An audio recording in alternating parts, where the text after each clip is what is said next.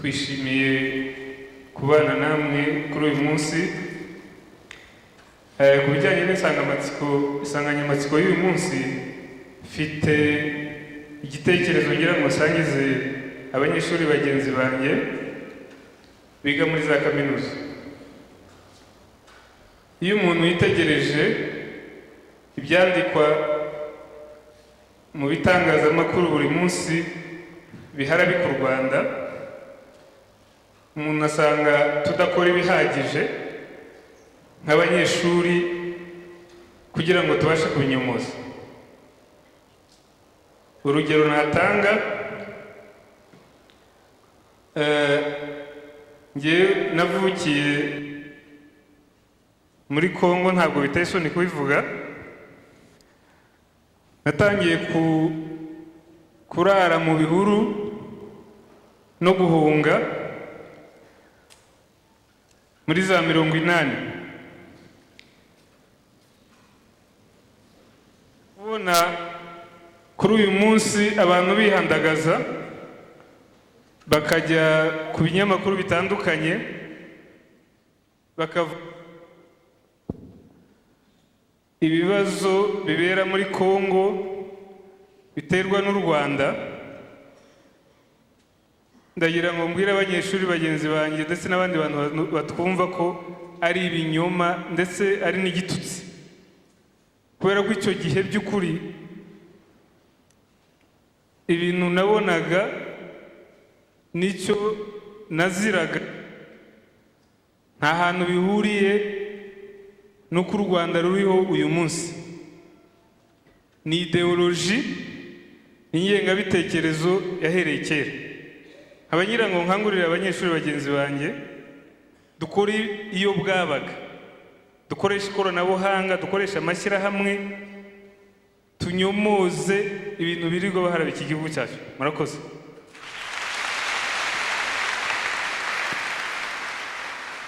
Rakoze cyane. Abandi babiri.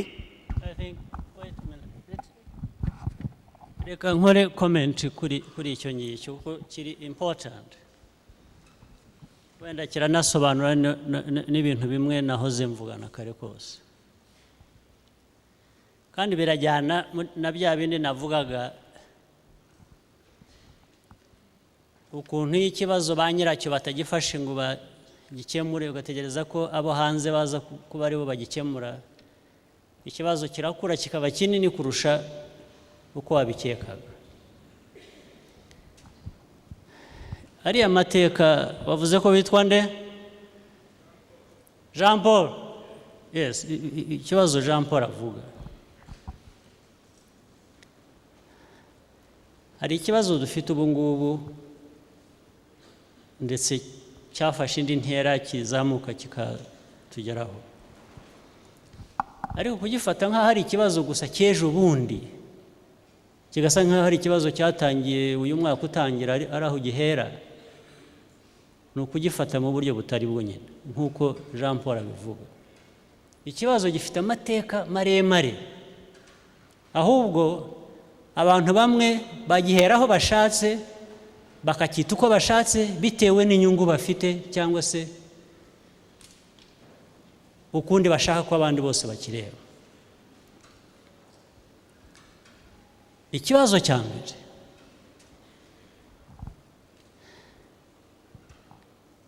ni ikibazo cy'abantu badafata inshingano zabo ku kibazo kibareba. Abakabaye bakemura ibibazo byo muri Kongo, abanyekongo ubwabo ntabwo bafata ikibazo cyabo ngo bakigire icyabo bagishakira umuti wacyo. Niyo wakwifashisha abandi kugufasha, ariko ugomba kuba ari wowe uri imbere ushaka igisubizo, ugafata responsibility. Igihe iteka iyo ushaka gukemura ikibazo ukitirira abandi, ukita icy'abandi, ndetse ugashaka ko n'abandi ari bo baguha icyo gisubizo, igisubizo cy'icyo kibazo, icyo kibazo gihoraho ntikirangira. Niyo mpamvu ikibazo cyahariya hakurya muri Kongo kitarangira.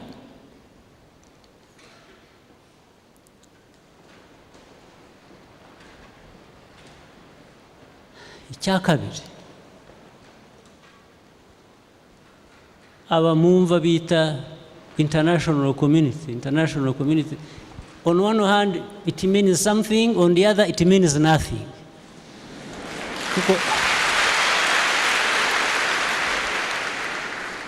hari ubwo ugira icyo ugashaka kumva icyo kivuze ariko wagera ukongera ukanakibura nyine ukumva icyo kuko iyo bigeze hamwe hari aho iyo biri mu interest mu nyungu za bamwe baraboneka ukabona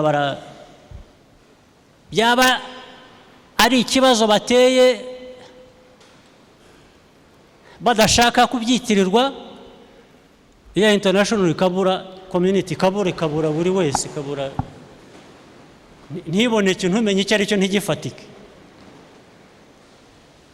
bihindura isura n'umwimerere bitewe n'inyungu yabo ariko failure yabo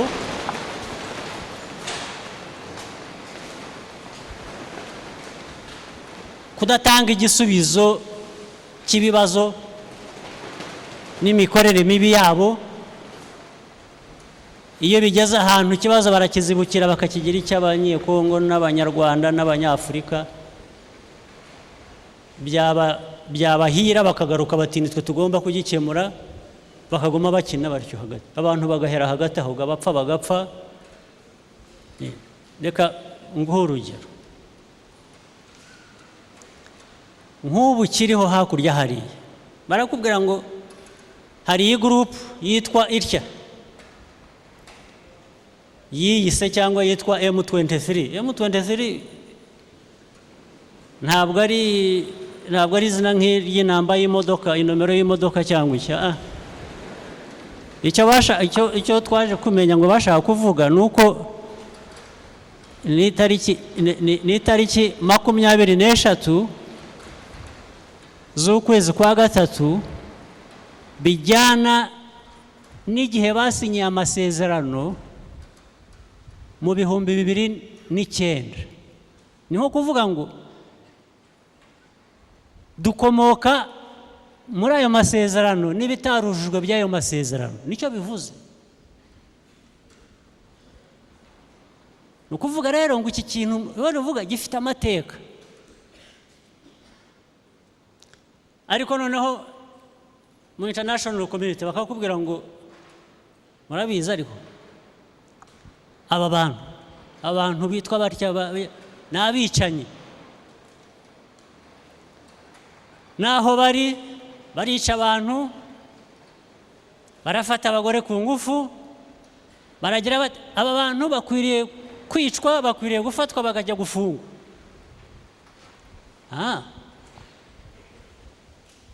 reka mbe nemeranyije nawe ngo wenda nibyo ariko se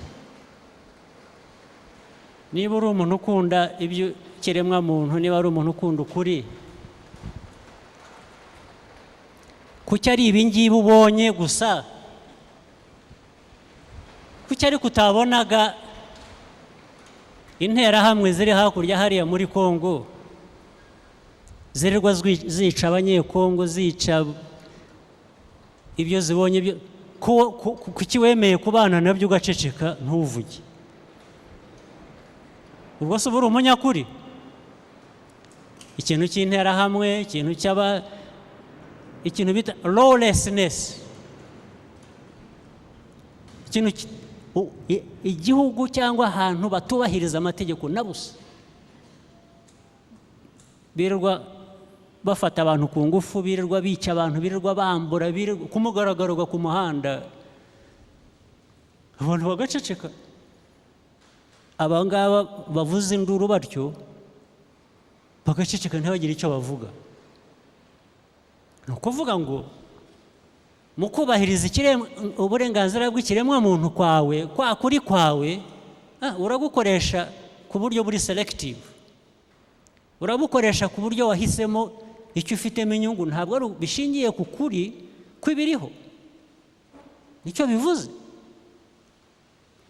urarangije abo bantu bari hakurya hariya bitwa arabo mujya mwumva bitwa abarwandofone murabumva abanyekongo bafite inkomoko mu Rwanda, ninde wabajyanyeyo? Ni iyi leta y'u Rwanda? Ninde wabajyanyeyo? Uwabajyanyeyo yabishubije, ariko arenda kubibaza u Rwanda kubera iki?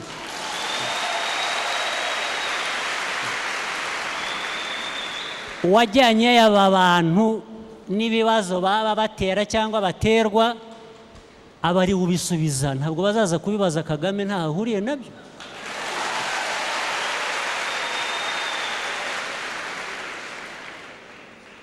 Ntabwo uzaza kubaza u Rwanda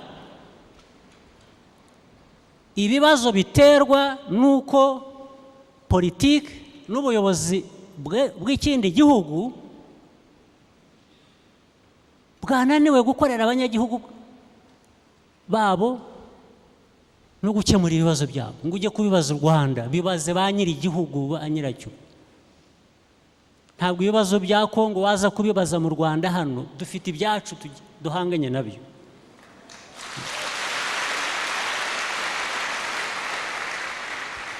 Ntabwo ushobora gushyira inshingano ku bibazo by'ikindi gihugu ngo uze ubitereke ku Rwanda, kuko ntaho duhuriye nabyo. Barangiza mu gushakisha ibisubizo bati tugiye gushyiraho a force, bayita iriho ya Loni, bayigira iyindi ngo bita ngo ni neutral international force. Bayigira gute? First of all, force, ingufu za gisirikare zakemuye ibibazo bya politike ryari? Urashaka icyo bivuze ni ukuvuga ngo tugiye gushyiraho umutwe ukoresha ingufu kujya n'ufite icyo bita legitimate grievance, n'ufite kuvuga ati ngewe nk'umunyagihugu ndahohoterwa, ndagira nti iyo force igende imufate imucecekeshe. Ni ukuvuga ngo wambuye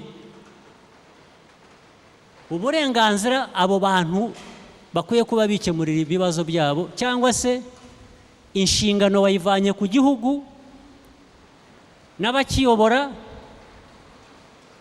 wowe wayifasheho ko ari wowe uzahora ukemura ibyo bibazo. Ibibazo rero bya Kongo, uriya Jean Paul yavugaga, bifite amateka, bareke kubyitirira u Rwanda, naho u Rwanda ruhuriye nabyo. Ahubwo dufite ikibazo gihora cyicaye muri Kongo. Aba bantu baceceka, aba bantu, this international community, they have decided to keep quiet. These so-called human rights groups and the media and everybody, they keep quiet when it comes to rape and killing and by other forces in the Congo itself. They looked for an excuse. FDLR, these genociders, abantu bishe abantu hano mu Rwanda, bicaye hariya barabyagiye muri Congo. Ntabwo ndabona abantu bahaguruka ngo bavuge, ngo bahamagara isi yose ngo bavuge ngo nimuze tujye kurwanya bariya bicanyi bari hakurya hariya, bamaze abantu bakaba bamaze imyaka 18 bicaye hariya. Arabyo murabona? Nuko se byemewe ko ari byo bikuriye kuba ariko bikwiye kuba bimeze. Abo bantu ari aba banyamakuru, ari these groups zigira amaso abona bimwe, ayo maso ntabona ibindi.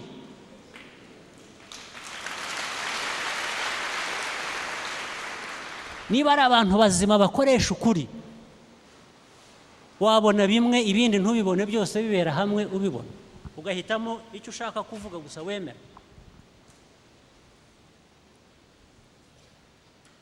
None mwebwe nyine nk'uko Jean Paul yabibazaga, mugomba kugira capacity yo analyzing icyo kibazo mukacyumva ndetse mukakigiraho impaka n'abashaka kucyita ukundi kitameze. Ni umusanzu ku gihugu cyanyu no kuri mibereho yanyu uko bikwiriye kumvikana.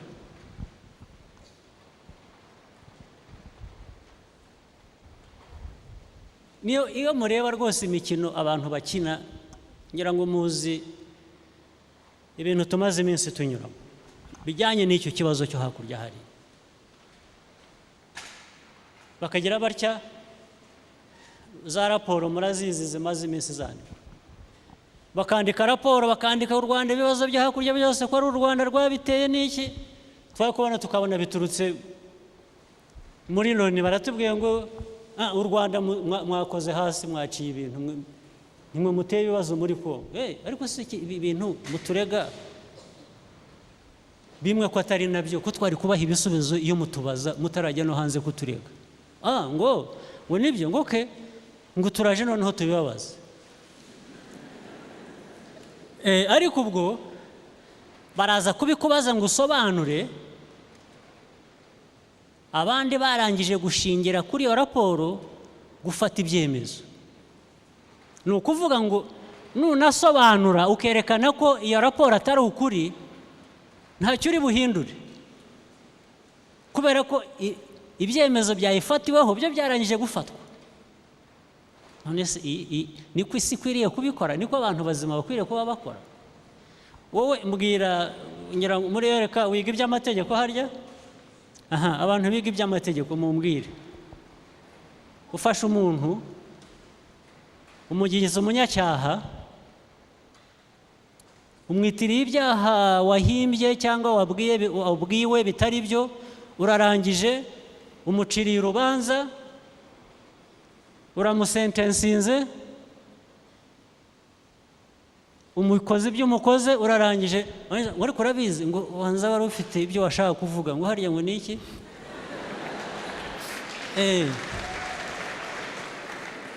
Ngo hariya ngo wari kubanza, hariho ibyo bavuze bitari byo, wari ufite icyo bivugaho, ngo mbwira. Ubwo si ibyo biba bikimaze iki? Ubwo ni ubutabera se? Is that justice? No. Niba ari uwo bahanginze, bamuhanginze, uwo bashyize mu mugozi kubera ko bamucira urubanza, barangije bakaza ngo ariko urabizi ngo ubanza yari afite icyo yavugaga.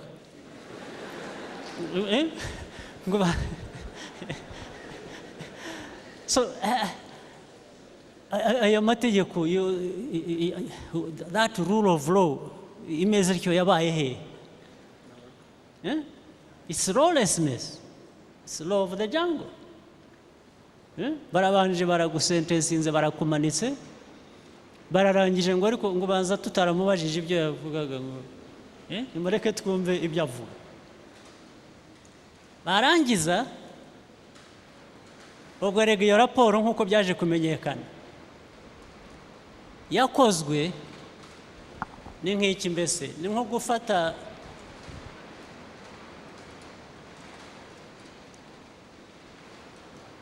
gufata umunazi, enazi, abanazi murabazi, ukamubwira ngo dukorera investigation, ngo ariko tubwire uko Holocaust yabaye cyangwa niba yaranabaye. Murumva icyo bivuze? Raporo yizaza isite,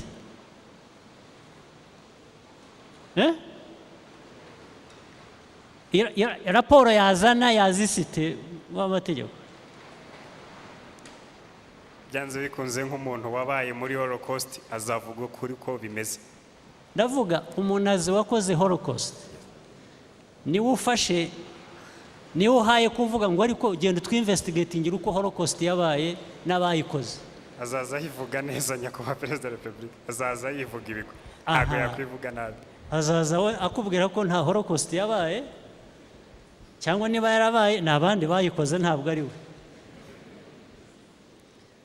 Mu bakoze iyo raporo ya UN iyi ngiyi uhora ubona iza ku media avuga ngo media ngo UN report yavuze itya u Rwanda rwageze rutyo. Abayanditse wari uyikuriye niba mukurikirana bya bindi bahoze muvuga, niba mukurikirana amakuru, ukuriye iyo gurupu yayanditse ni umuntu ufite inyandiko yerekana uko yemera n'uko abona ibibazo byo muri akarere cyane cyane by'u Rwanda. We ni umuntu rwose kuri we ibibazo byabaye mu Rwanda ntibyabaye, niba byaranabaye kuva na kera kose byatewe n'abari ku butegetsi ubu ngubu b'u Rwanda. Niyo barangije barabwira ngo genda udukorere raporo yo mu karere ibiriho, aragenda we akomeza ya theory yari afite mbere idahuye n'ibibazo yaje gukorera investigation. Birarangije bibaye ko nababwiye, baciye urubanza, barangije baza kubaza u Rwanda, barangije baravuga ngo u Rwanda ubwo rwashubije hari ibyo rwasobanuye. Reka mbabwire rwose ibintu bimwe birimo, niba mutabizi cyangwa ariko mujye mubishaka mubimenye. Hari nk'abantu bamwe bavuga ngo kanaka wo muri unit ya kanaka yitwa kanaka ya gisirikare yo mu Rwanda, ngo twarababonye nibo bagiye muri Kongo kujya gufasha abarwana muri Kongo, nibo bariyo, nibo barwana. Turabereka ngo ariko uyu muntu uvuga n'iyi unit muvuga ntabwo biri mu Rwanda, bimaze umwaka bitari mu Rwanda, biri Darfur.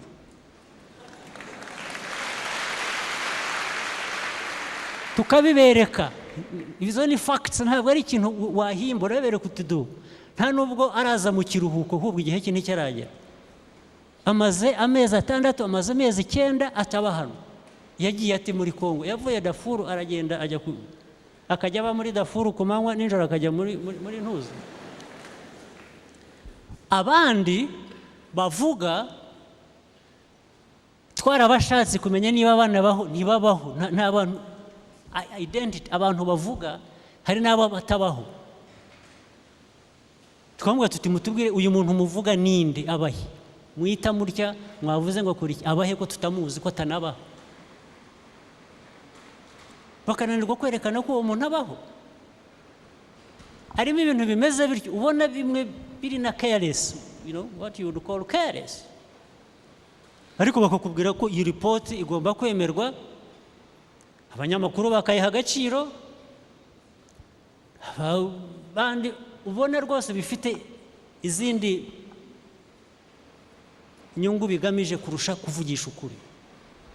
Barangije batoke, ubwo Musa nabisobanuye, reka dushyireho kongera gukurikirana iperereza. Barongera biha abandi, baravuga ngo nibakomeze. Turababaza ariko se abantu bakoze report itariyo, namwe noneho mumaze kubona ko itariyo, namwe muboza kubona ko ifite, kuko bageze aho baremera, baravuga ngo ariko iyi report irimo ikibazo.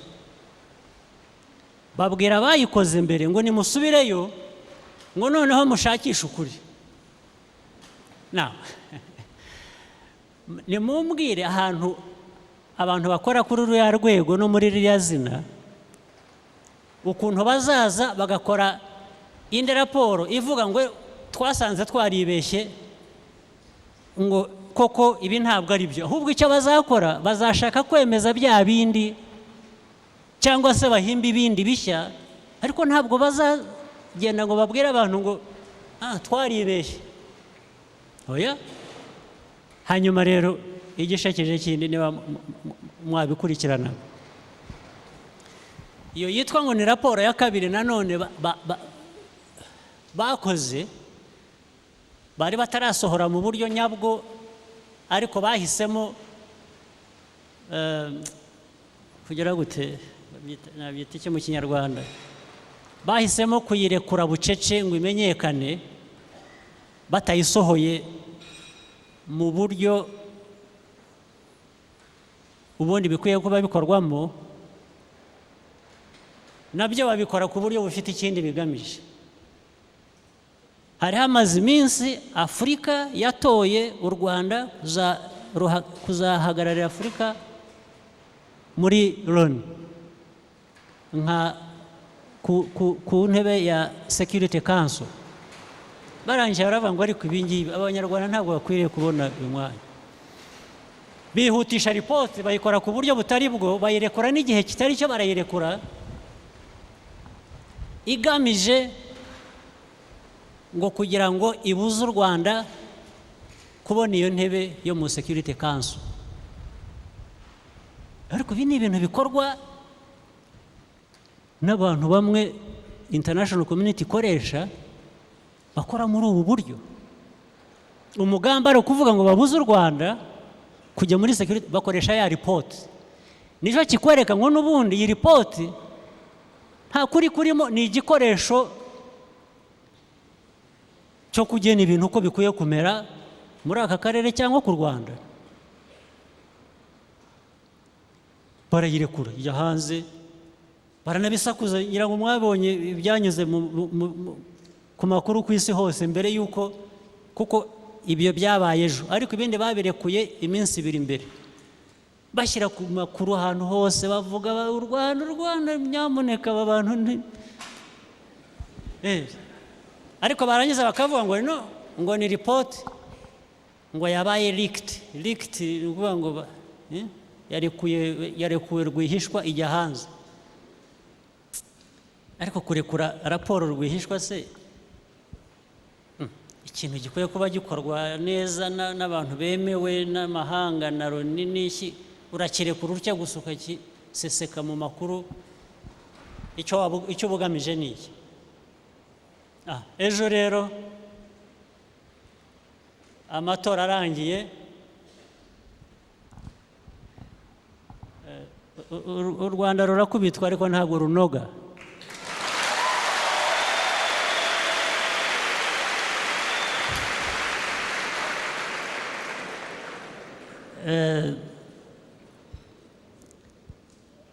Rumaze gutorwa, nanone mwabonye ibiri mu makuru rero. Wese ngo murareba ngo Rwanda ngo rwagiye ngo muri UN ngo controversial. No, what is controversial is that report. Yes. What is controversial is that report. What is dubious is that report. It's not Rwanda taking its rightful place in UN.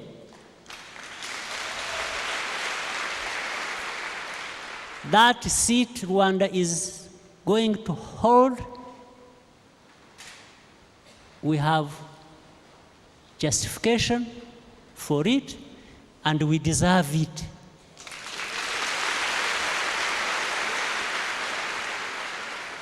We deserve it as a member of this global community, as a country that deserves dignity. It's our place. It's not anybody else's, and it can't be that Rwanda doesn't deserve it. Who deserves it?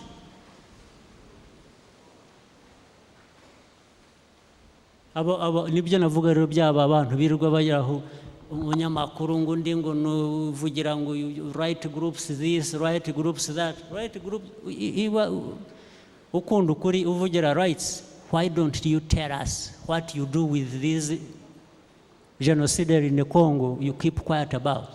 Who killed 1 million people here? What do you say about forces that rape on everyday basis certain members of the communities of that country that you keep quiet about? Why are you selective in your way of looking at justice?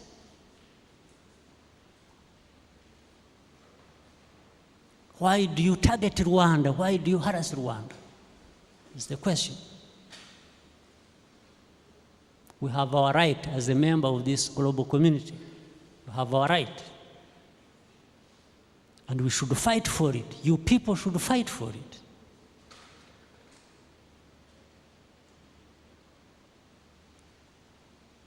So, icyo Jean Paul yavugaga is that you must fight for it. You must fight for your rightful place.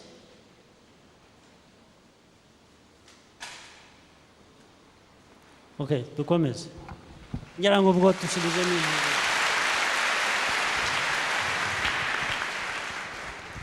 Murakoze Your Excellency, birasobanutse gutyo. Nkuko mubitwemerere reka dufata ibindi bitekerezo mbibutsa kurasa ku ntego kandi tugana mu kiganiro ku nsanganyamatsiko. Okay, thank you. I'm Sebashoka Moses from Iraq. His Excellency, in fact, you tackle a bit of my question, but it is not a question, but it is a request. Well, gerageza wigize mikoro hirya gato birasa. Okay, it is a request. His Excellency, there's the issue of ICC you talked of and the this international criminal code. To me, I call it African Criminal Code because it targets Africans and other few countries. His Excellency, you talk all about it, but I'm worried about that one. And then another issue is about the rich countries or organizations which helps Rwanda, giving assistance to Rwanda. And they should understand when Rwanda uses that assistance to help itself or to solve its problem, again it becomes a problem. So, and when you connect the two, you find that sometimes it can have a negative impact on self-reliance. And yet, for us Rwandans, we want, there's a proverb in Kinyarwanda that says that Imana irwa handi gataha Rwanda. We want also self-reliance kugira ngo irwa handi igitaha Rwanda. So, now, Okay. my suggestion towards that international community which is trying to interfere with the development of Rwanda. His Excellency, I trust you, you are 100% capable. Why can't you also, during your conferences with other head of states, you go telling them about how the problem of Africa is being practiced by other people, so that we can uproot that problem. Okay. I get your point. Okay, thank you very much, His Excellency. Yes. Ngira ngo icyavuga ibyavuze bya ICC, International Criminal Court. Ikibazo avuga ngira ngo gifite ishingiro. Kubera ko ubundi International Criminal Court yashyiriweho kugira ngo itange ubutabera aho ariho hose ku isi hose. Igihe abantu yaba abayobozi abantu bameze bate bakora ibinyuranye n'ibyo bakwiye kuba bakora kandi bijyanye n'uburenganzira bw'abantu n'ibihugu cyangwa se bitewe n'abayobozi bayobora ibyo bihugu ku nzego zitandukanye ndetse bikajya no mu ariko uko byagaragaye mu buryo bikoreshwa byaje kugaragara nk'aho icyo ari igikoresho cy'ibihugu bikomeye gukoresha ku bihugu by'intege nke. Ibyo ngibyo umuntu yanabishingira no kubona ibimaze gukorwa. Imanza zimaze kugera muri urwo rukiko uzasanga ari umurongo urutonde rw'abirabura gusa, kandi nabwo wajya gukurikirana ukavuga utari ko se ibi byari ngombwa ko aba bagomba gutwarwa hariya. Heraga barabamaze kugeramo, iyo usoma urabamenya, urababona ni abanyekongo, ni uwitwa Bemba, muramwibuka yigeze no kuba vice president wa Kongo. Hari undi witwa Rubanga,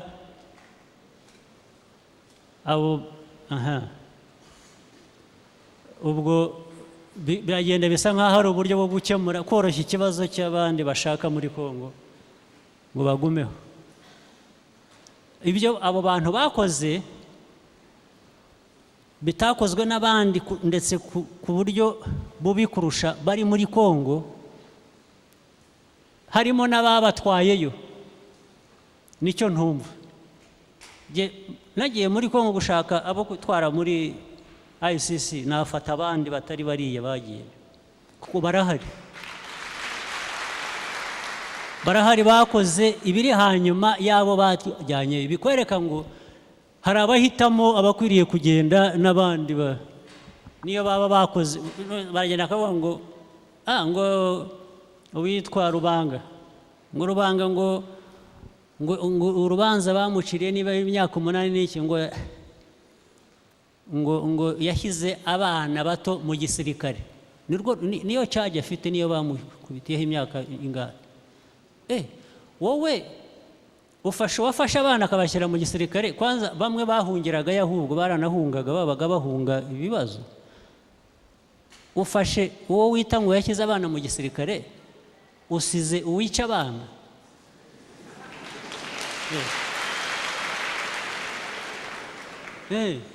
Ubica we baramusize, bafashe ngo bafashe uwo abana bahungiraho bakaba abasirikare. Warangiza ukajya hari hirya muri za Ivory Coast n'ahandi, bafashe uwayoboraga kubera ko bashaka kubishyira ku murongo, bagashyiraho uwo bashaka, undi bakamubika. Usibye ko Abanyafurika nabo hari ikibazo. Buriya u Rwanda ntabwo turi signatory kuri ICC, ariko buriya bajya kuyikoresha muri Ivory Coast. Buriya umuyobozi wa Ivory Coast batwaye yari yaranze gusinya nawe, ariko ngira ngo baramubeshya bati sinya tubone uko dufata bariya bakurwanya. Arasinya. Amaze gusinya, abamurwanyaga bariho bajyaho, bariho batwara muri.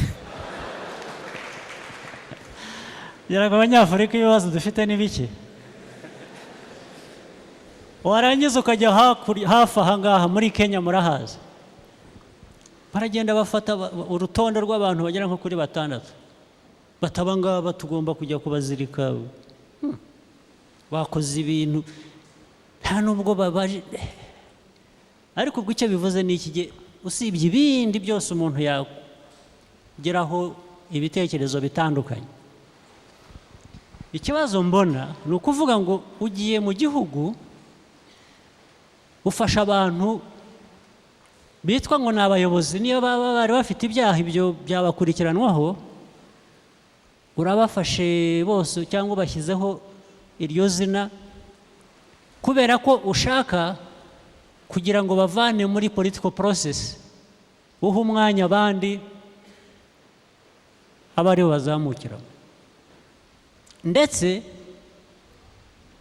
mu bugiye kureka ngo bazamukiremo, bamwe actually wenda bafite ibyaha nk'ibisa nk'ibyabari utwaye. Murumva icyo nshaka kuvuga? There is no justice as such. They are using it to decide fate of societies and nations. They will come and choose leaders for countries and eliminate some by taking them, shipping them to ICC. Noneho bagusigire specific people ugomba gutoranyamo abakuyobora. So it becomes a political tool more than a court that should see justice done for societies. That is my take on it. I have argued this case right from the inception of this so-called ICC. There is a problem. Africans must wake up to it. Or by the time they wake up, they are there. They are in ICC. Who goes to ICC is determined totally differently. Who of these is causing trouble? You know? Who is making noise? Should take this one. So, as far as Rwanda is concerned, we have an issue with that, and we have said it publicly. Yes, you can't keep using this politically by other forces outside where the ICC operates. Hari ahandi mwari mwumva ijya gufata abantu ariko ni hano muri mwebwe mwagowe abanyafurika kandi nimwe mwayitoye. Abanyafurika nibo bagiye, iyo ugiye kureba urutonde rw'abantu basinye kugira ngo ibeho ni Abanyafurika. Ndetse rimwe barazaga bakababwira ngo ariko ngo sinya vuba, bavuga ngo ariko buretse mbanze nsome ndebe ngo urabizi tugiye guhagarika imfashanyo, gera vuba naho ubundi turatinza, nimugire vuba naho ubundi ntabwo amafaranga dufite dushaka kubafashisha ntabwo tuyarekura. Umunyafurika ku munigo agasinya vuba barangiza ejo akaba ariyo batwarayo. Niko bimeze. Iyo nayo ni intambara mukwiriye y'ibitekerezo, mukwiriye kuba musobanukirwa, mugasobanurira n'abantu bakabimenya. Ejo nibura umuntu najya gupfa amenye n'icyamwishe, abakizi ngo uko yakirinda. Ibindi rero yavugaga by'imfashanyo, imfashanyo nyine nanone u Rwanda uko twe tugerageza kubyifatamo ni ukuvuga ngo nibyo imfashanyo zabayeho kuva na kera n'iki, ariko aho tugeza tugomba gukoresha imfashanyo ku buryo tuzagera aho tutazikenera. Tugomba gukoresha imfashanyo ku buryo twubaka ubushobozi n'ingufu zituma ejo tudakenera imfashanyo. Niko tubyumva twebwe. Icya kabiri, niba umpaye imfashanyo nkayikoresha neza, bituma ndetse waba wanyongera indi. Politiki y'igihugu cyanjye urajyamo kuyikoramo iki? Urazira ku mfashanyo ukajya gutegeka abantu uha imfashanyo?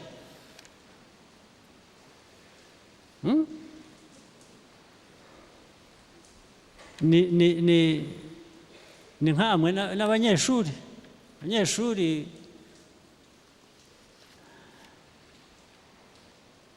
uguhaye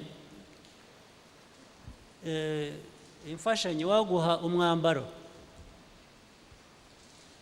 ngo wambare, cyangwa se waguha school fees, aragukurikirana akaza guhora akujomba intoki mu maso ahubwo atari kuzi ko ujya wibuka ko ari igihe waguhaye.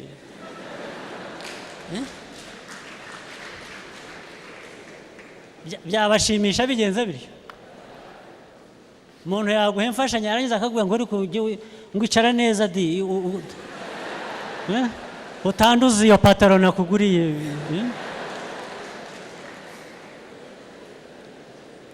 Ibyo bibaho koko?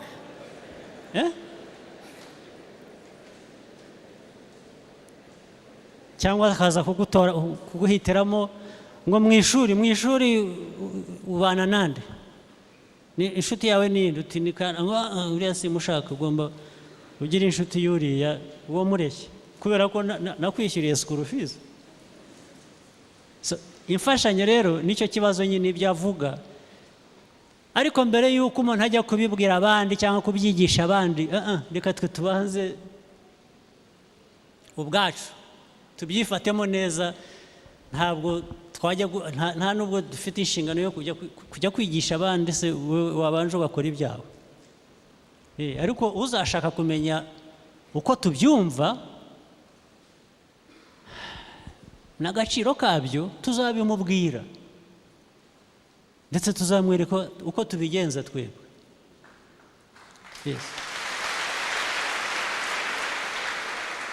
Ni nayo mpamvu no mu badufasha nyine twe badutera inkunga duhora mu ntambara n'abiteka tutazanareka. Turababwira ngo icyambere turabashimiye rwose muduhaye ibyo dukeneye, muri abantu beza kandi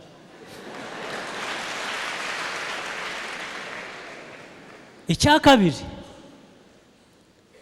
turabasaba ngo mu byo byiza mudukorera rwose bifite akamaro natwe mutureke tugire uruhare rwacu, kuko uru Rwanda twubaka, ubuzima ibivamo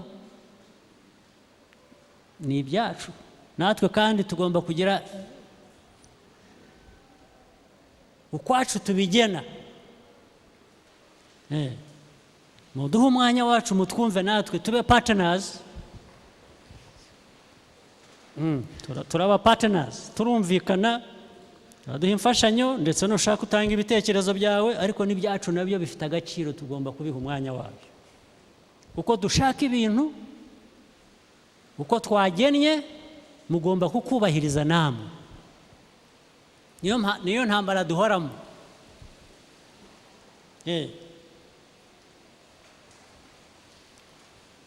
Tugomba kugira uko twumvikana.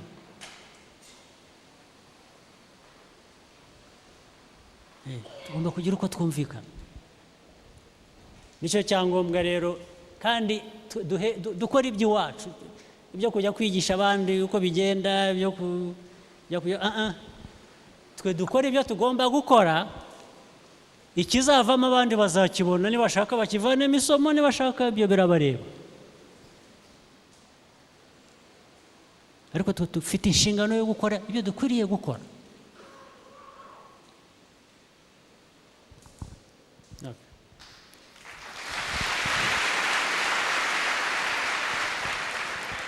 Nyakubahwa Perezida wa Repubulika, mutwemereye twakwakira ibindi bitekerezo. Tugire vuba, hanyuma ababaza ahubwo bahine cyangwa batanga ibitekerezo bahine kugira ngo tugire benshi twa. Murakoze cyane. Mbayisha Philemon kuri Twitter aratwandikiye ngo, Your Excellency, which change does the United Nations need? Icyo ni ikibazo cye cya mbere. Bob Karemera kuri Facebook aravuze ngo, Mr. President, how would you describe the next leader of this country after the history of our past? Which do I do what? You describe the next leader of this country after the history of our country. Okay, I'd try.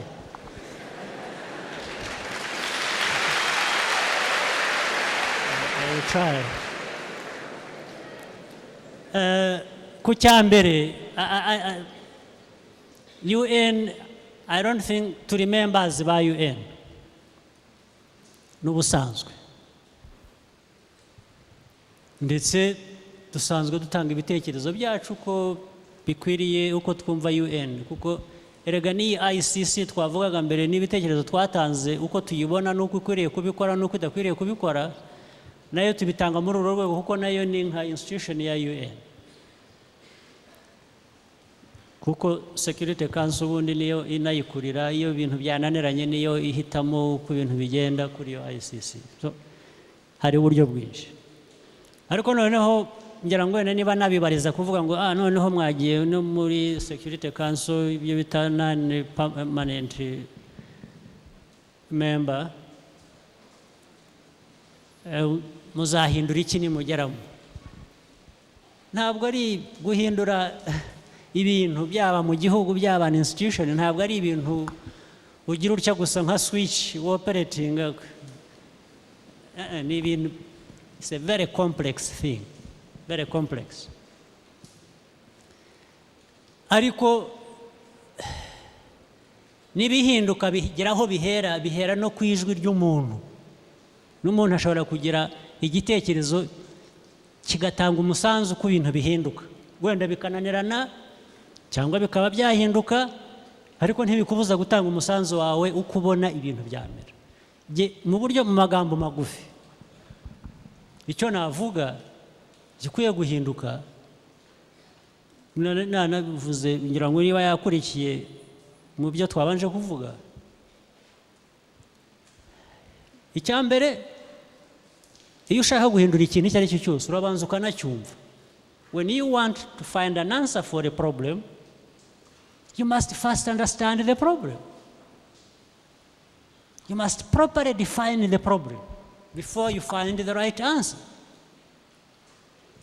So in my view, the first problem is there is even, you see, UN, which is supposed to be for all of us and to be fair and to give justice where it is needed.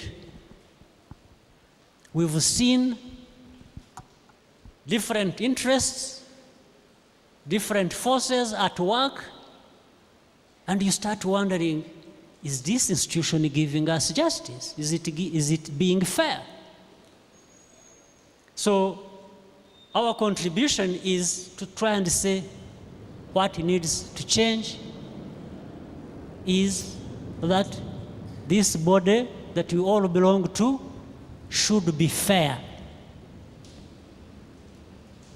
and should even stop succumbing to injustices that come from outside it or being influenced to be unfair or to fail to give justice where it is due. I think Rwandans have that history that reminds us we need to tell this body, you need to be fair.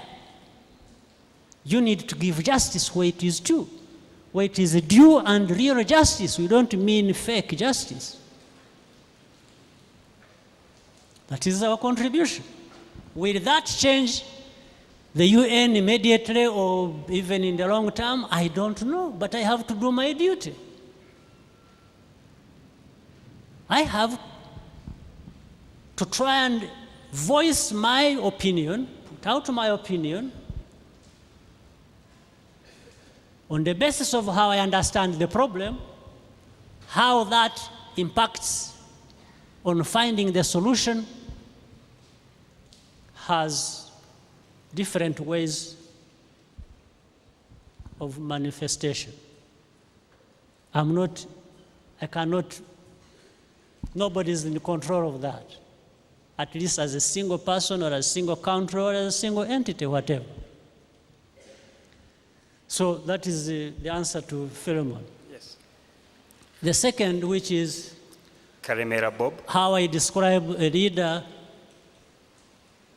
of tomorrow, following, is that so? The next leader of this country after the past we have faced.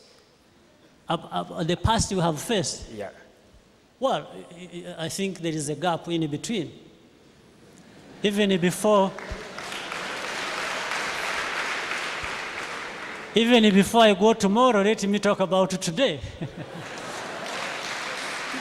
And probably this is what you have been discussing. I think when I was talking about all this that I talked about, I was talking about what the leaders of today must be, including you.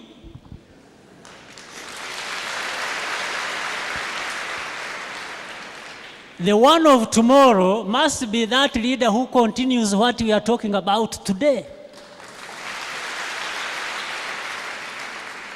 And even possibly do a better job than we are doing today. Isn't it? Yes.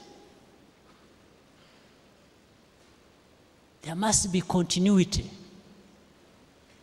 There must be another Rwandan or Rwandans who want to say, you know, this Rwanda, this new Rwanda, that is fighting every day for its dignity, that it is looking for its rightful place.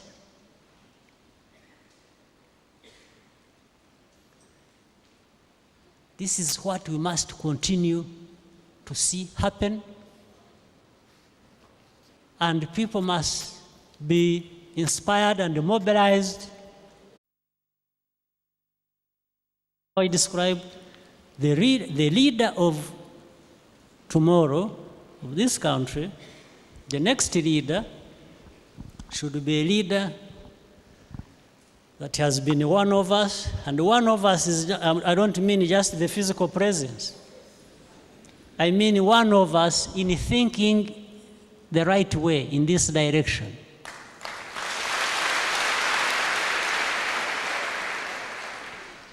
Right? There really must be that leader. We don't want a leader who starts driving us in reverse. Our vehicle has no reverse.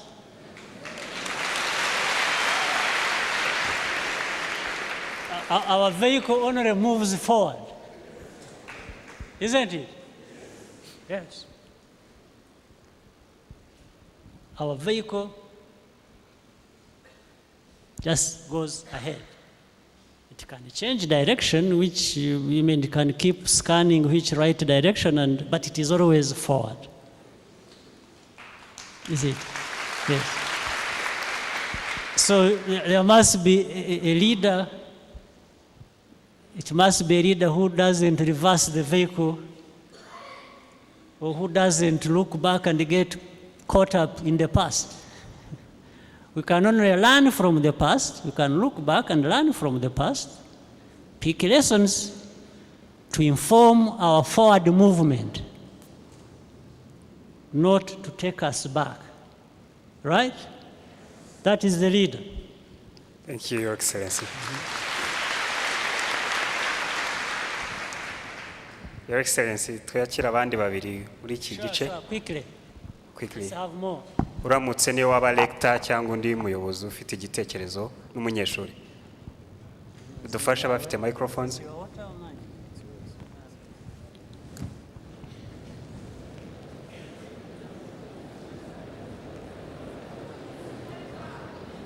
Can you hand the microphone, please?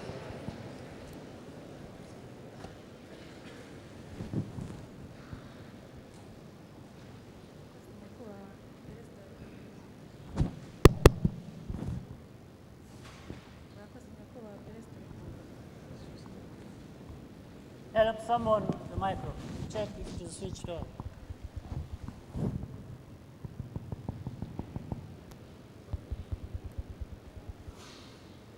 Murakoze nyakubahwa Perezida wa Repubulika, nitwa Sumwiza Grace, nkaba niga muri Rwanda Tourism University College. Turabashimira nyakubahwa Perezida wa Repubulika ko mudahwema kuduhesha agaciro nk'abanyarwanda kandi nk'urubyiruko. Nkaba shaka no kubizeza inkunga yacu nk'abanyeshuri biga muri tourism and hospitality industry yuko tubijeje kujya dutanga serivisi nziza nkuko turimo kubishishikariza n'abanyarwanda bose. Nyakubahwa Perezida wa Repubulika, tukaba tubasaba ko mwadufasha gushishikaza abikorera kugira ngo bajye baha umurimo abantu babifitiye ubumenyi, kandi bafashe n'abakozi babo kubaha trainings zibakwiye kugira ngo customer care ibashe gutera imbere. Sure. Ibyo ni igitekerezo cyiza, ibyo turabyemeye. Another one? Twakire undi umwe, hanyuma turebe no muri b'abanyeshuri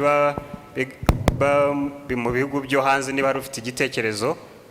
Any student from other country who has a suggestion or any idea, please raise your hand. Okay. Murakoze.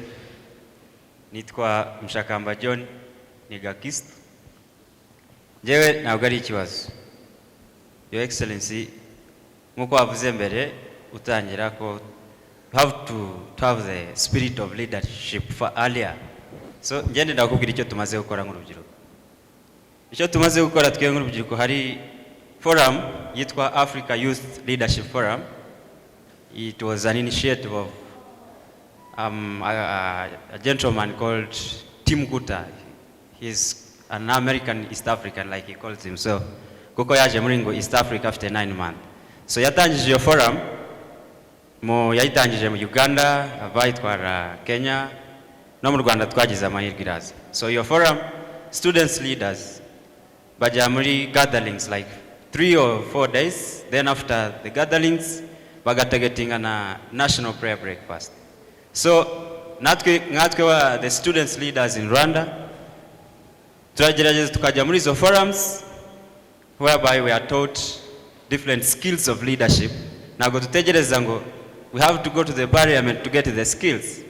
Ahubwo twitabira izo forums kugira ngo we get the skills. They always teach us to think globally, not guhora dutekereza hafi. So when we go to such forums, we get open to new ideas.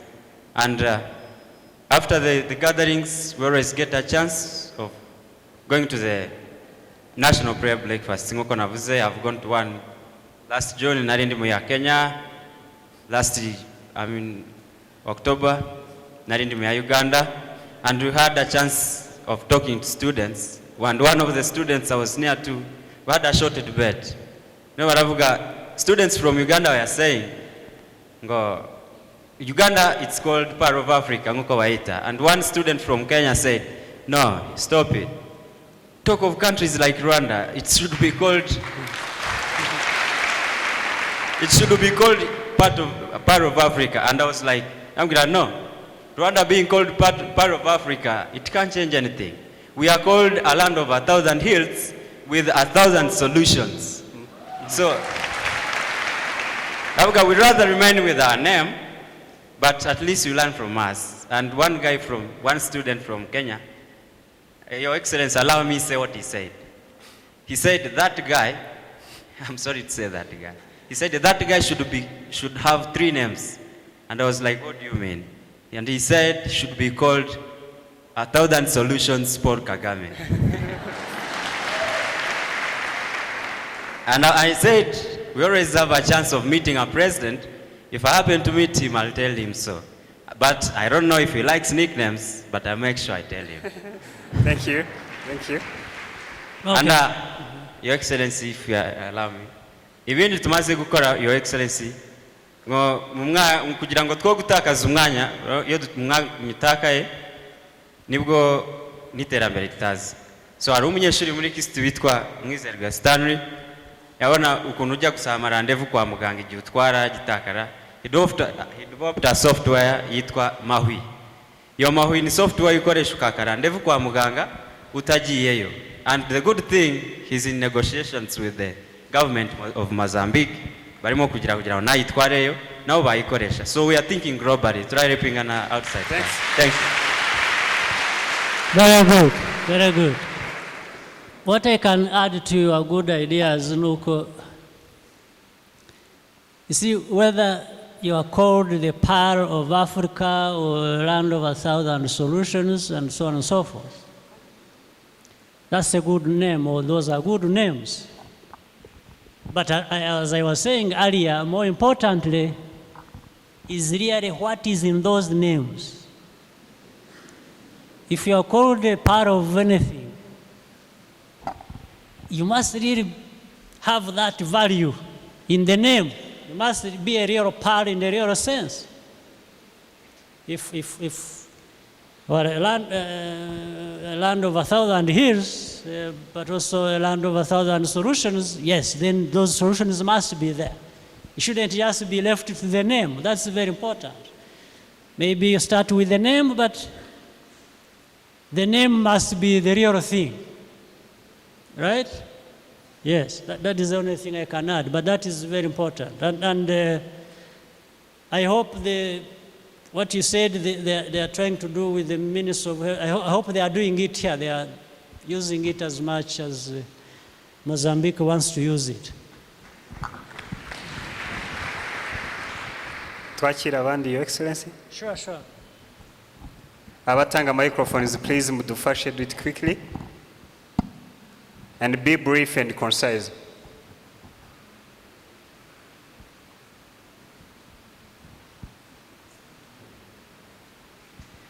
Thank you very much. I am Nicolette Tiabato from Haiti. On the behalf of my peers, I am thanking you, His Excellency, for giving us this possibility to be with you today. My question is, I want to know if you did or doing a training with your group, the group of leaders you are working with, that you may see after your time of being president in Rwanda, that your work has been well done. You may see a good leader like you, because me, I've seen you as a leader I've ever seen before. I've seen things that you've been doing that anyone have done in front of me. I've seen you as a father of this country. I've seen you as a friend of people, of students. I appreciate that. I don't know if you are training the group of leaders you are working with, that they may continue to look forward in this way. Thank you.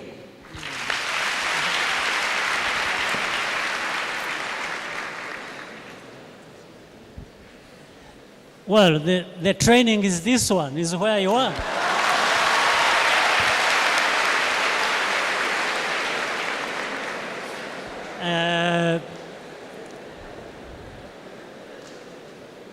Human beings are human beings.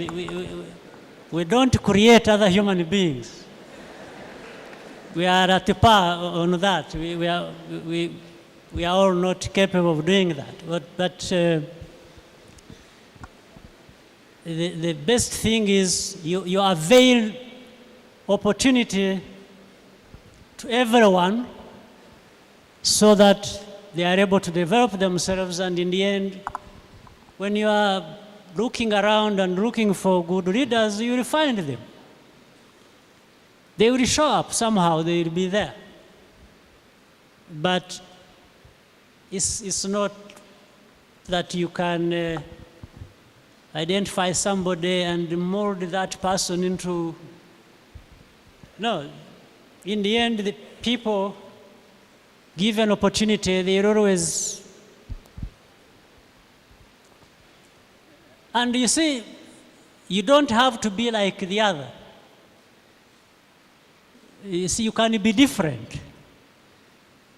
You can still be good in a different way. Even when, I will tell you what goes on in my mind. When I'm thinking about somebody who will come tomorrow following in my footsteps, I'm not looking for somebody who is like me. Definitely, even if I was doing that, I wouldn't get one. I only get somebody who is different, but who can do similar things or better. Isn't it? And I'm sure even that one won't get any other who is exactly like him. Because people are different, isn't it? People will do good things differently. People will be different, but move in the same direction as the others. Isn't it? So I feel my duty, or the duty of other leaders, is to provide that opportunity, to avail it to everyone, every Rwandan, so that every Rwandan is able to go out there and exercise their right to think differently, but also to move our nation in the same direction. Isn't it? Yes, it all starts with empowerment. Rwandans, all of them, must be empowered, must be given opportunity, must get education, must be trained, must have that space to develop the best there is in them. That's all I can do. That's all anybody can do. That's all any human being can do. So I try to do what I humanly can do. But there are others who can even do better. There are others who will do things differently, and they will always do things differently because they are different people after all.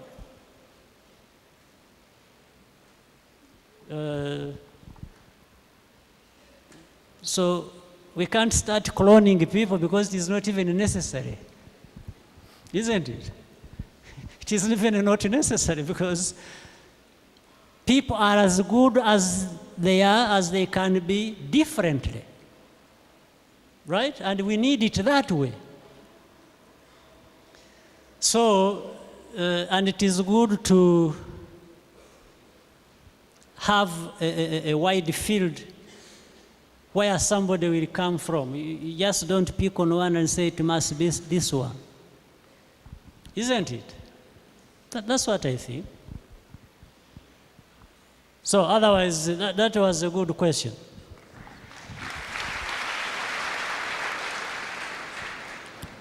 Thank you, Your Excellency. One or two more. Murakoze nyakubahwa Perezida wa Repubulika, nitwa Evariste Ndengejeho, nkaba niga mu ishuri rikuru rya Ines Ruhengeri riherereye mu karere ka Musanze, aho twisanzura muri Musanze.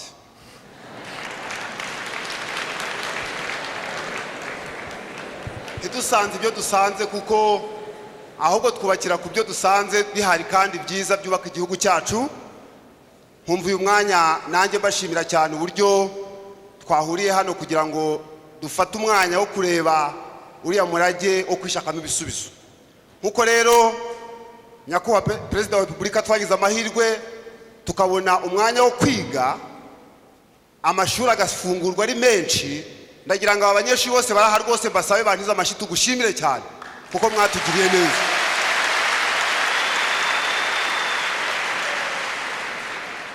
Icya kabiri nyakubahwa Perezida wa Repubulika nuko ku byavuzwe byose bijyanye no kwihesha agaciro, aho twasanze inshuro nyinshi imfashanyo ziva mu mahanga, umuntu yamara guha imfashanyo akakubwira ngo ceceka. Twebwe nk'abanyeshuri b'u Rwanda b'Abanyarwanda ndumva twafata umwanya wo kuvuga ngo aho kugira ngo umuntu akwambike ishati nangiza kuvuga ngo ceceka ntuwongere kuvuga kuko nuvuga nayo gukuramo, twebwe turabyanze uyu mwanya kugira ngo twese twiheshe agaciro nk'Abanyarwanda. Nkarangiza mvuga ngo twebwe muri Ines Ruhengeri hariya ruguru aho dufite icyerekezo muri professionalism, aho dufite amashami yaje ari igisubizo cyo kugira ngo dukemure ibibazo bimwe by'u Rwanda rufite. Dufite ishami ryitwa topography, turimo uzamutse muri imihanda y'u Rwanda, abanyeshuri bacu nibo barimo bareba standard y'imihanda yacu. Rero numva mwadufasha kugira ngo abo bana Ministeri ya Infrastructure ku buryo igihe cyose abonetse cyo gukora, we are ready for doing that. Thank you very much. Murakoze. Murakoze. Okay, thank you. Murakoze cyane nyakubahwa Perezida wa Repubulika, mu nyemerere dusoreze hano ibindi bitekerezo dukomeze. Okay. Go ahead. Murakoze Your Excellency. Hari umukobwa hano wagumye ashaka kubaza.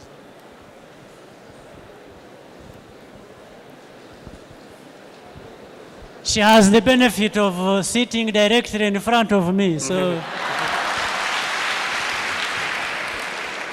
Thank you very much, Your Excellency. My name is Mukaruga Justin from Rukara College of Education. So I've got a different question concerned with education, this time not politics. Tukege turiga kuba abarezi b'ejo hazaza. So dufite ikibazo cha 9-year and 12-year basic education. It was the kind of education cyangwa uburezi bwashizweho mu Rwanda vuba aha kugira ngo bafashe abana bose bige. So we normally call it education for all, niko babyita ngira. So dufite ikibazo nk'abantu b'abarezi tujya muri stage kujya kwigisha abana bari 9-year cyangwa 12-year basic education. tugasanga abo bana bafite level y'ubumenyi iri hasi cyane. For example, there are students in S1 batazi kwandika amazina yabo. Yeah, this is true. And the other thing is, ugasanga, Your Excellency, banyumve kabisa hano mfite points kuko ndabizi neza. Ugasanga harimo icyo bita automatic promotion, barabimura bakajya mu senior 2, senior 3 kubera ko barashaka ko n'abandi baza, ntabwo bashaka ko class bayuzuye. So twege nk'abarezi tujye mu stage bitubera ikibazo kuko iyo bagiye kuduha amanota baduha amanota make cyane, baravuga ngo ntacyo twigishije kandi abana twasanze bafite already ikibazo. So as teachers of tomorrow, ndasaba bagenzi banjye twiga ibintu bya education kugira ngo twege ndi tujyayo tuzakore a change kugira ngo what has been cyagaragaye kitazongera kugaragara kubera ko ni ikibazo gikomeye cyane. Murakoze. Okay. Ariko ngira ngo n'ubundi icyo muba mwagiye kwiga ni ugukemura icyo kibazo n'ubundi.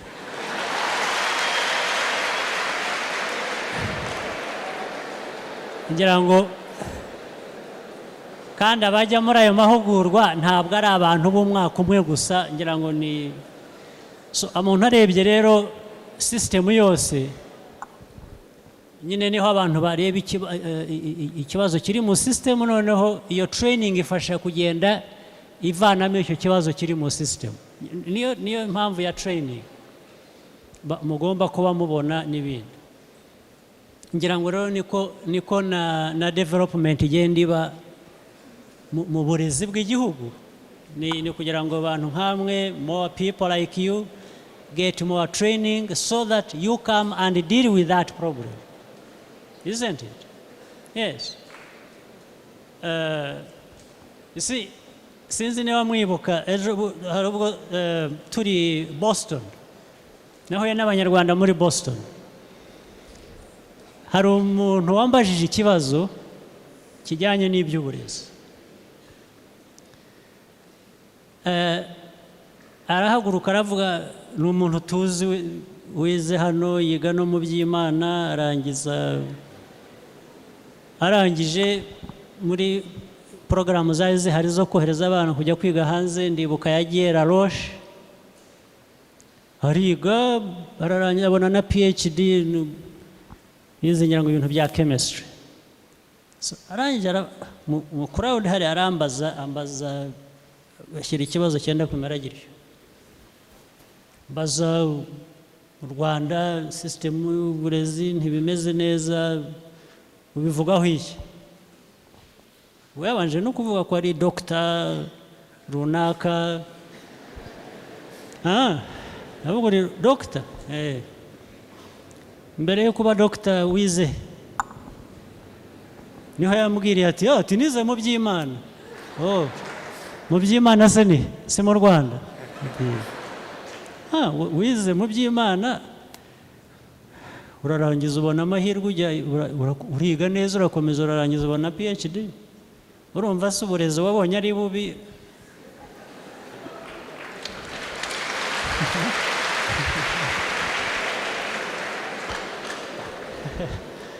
Wese aho viriye mu by'Imana urangije ugiye kujya muri university, kuko university yayigiriyemo ibindi byose yabikoreye hano, arangije ajya muri university muri Amerika, ariga neza yubakira ku bya yavanye mu by'Imana, abona PhD aba doctor.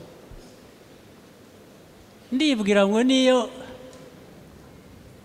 iyo myaka 12 yari amaze hano mu system yacu kuyubakiraho ukabona PhD, niyo yaba ifite weakness nyine tugomba gukemura kandi koko bizarahari, ariko ntabwo ari bibi cyane.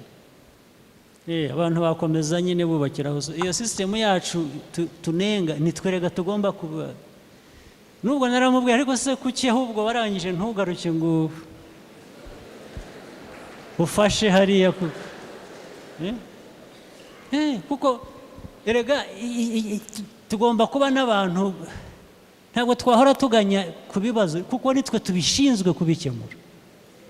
Yes.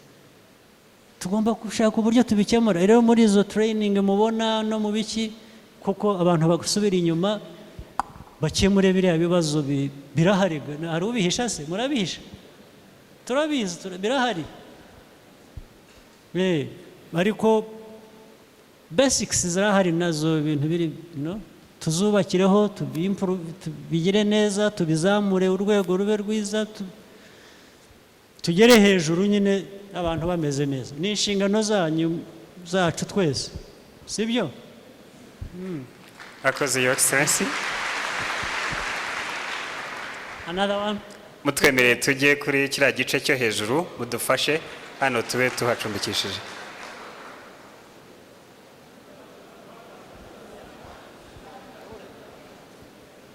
Vuba vuba izina n'ikibazo mu masegonda makeya. Murakoze nyakubahwa President of Republic of Rwanda.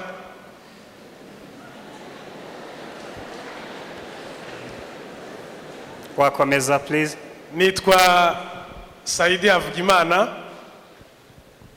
nkaba ndangije management muri Seka i Muhanga, nkaba ndi muri masters muri Nirake i Nyanza. Mfite ikigo cy'ubucuruzi cyitwa Haji Enterprise.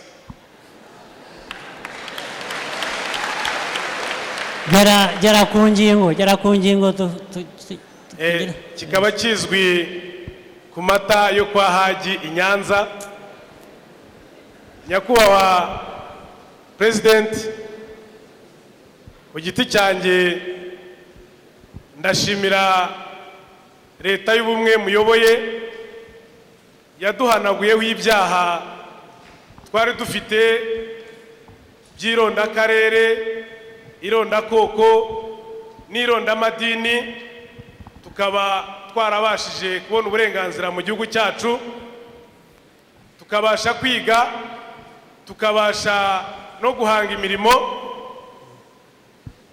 Nkaba nshaka gutinyura bagenzi banjye bagitinya gukora ko nta kindi bigomba ahubwo bigomba ubushake. Nibyo naringiye kuvuga, ukomereza utinyure n'abandi bose batinyuke.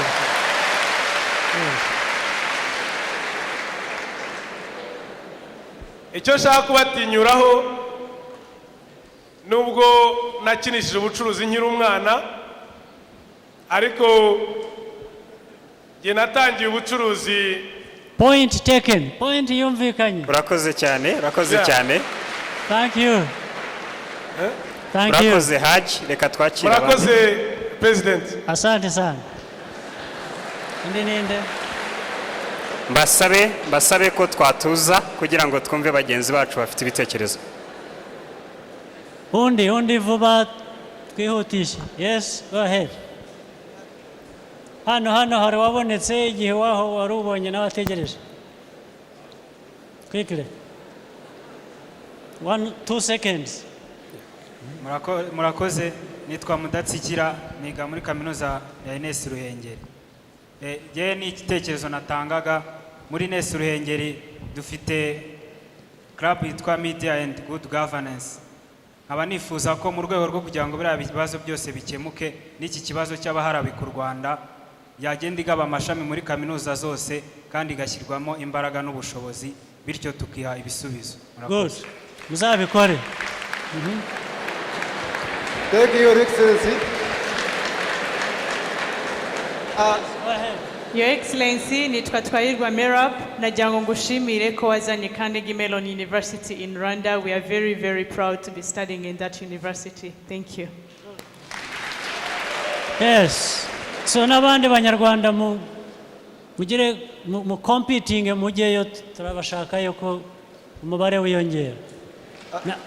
Mwe pioneers mwagezeyo muhakoreshe neza Your Excellency, nanjye ndafite ijambo hano.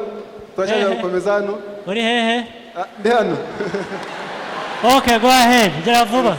Thank you so much, Your Excellency. Nitwa Gatete Katabaga Mike, niga Mutara Polytechnic, niga veterinary. So wavuga ku kintu cya donke na Raida gira akabazo kenshi cyane kuko buriya yikunda ufite speech numva mbaye challenge dukuntu akiyo cyare kuba ndi challenge di nanjye numva mvanyemo answer kuko ndabizi ndi intore ntabwo nyibaza ibibazo ahubwo ndashaka kubisubiza. Your Excellency, buriya irebye donke neza ira donke irebye iki buriya igira umusaraba irebye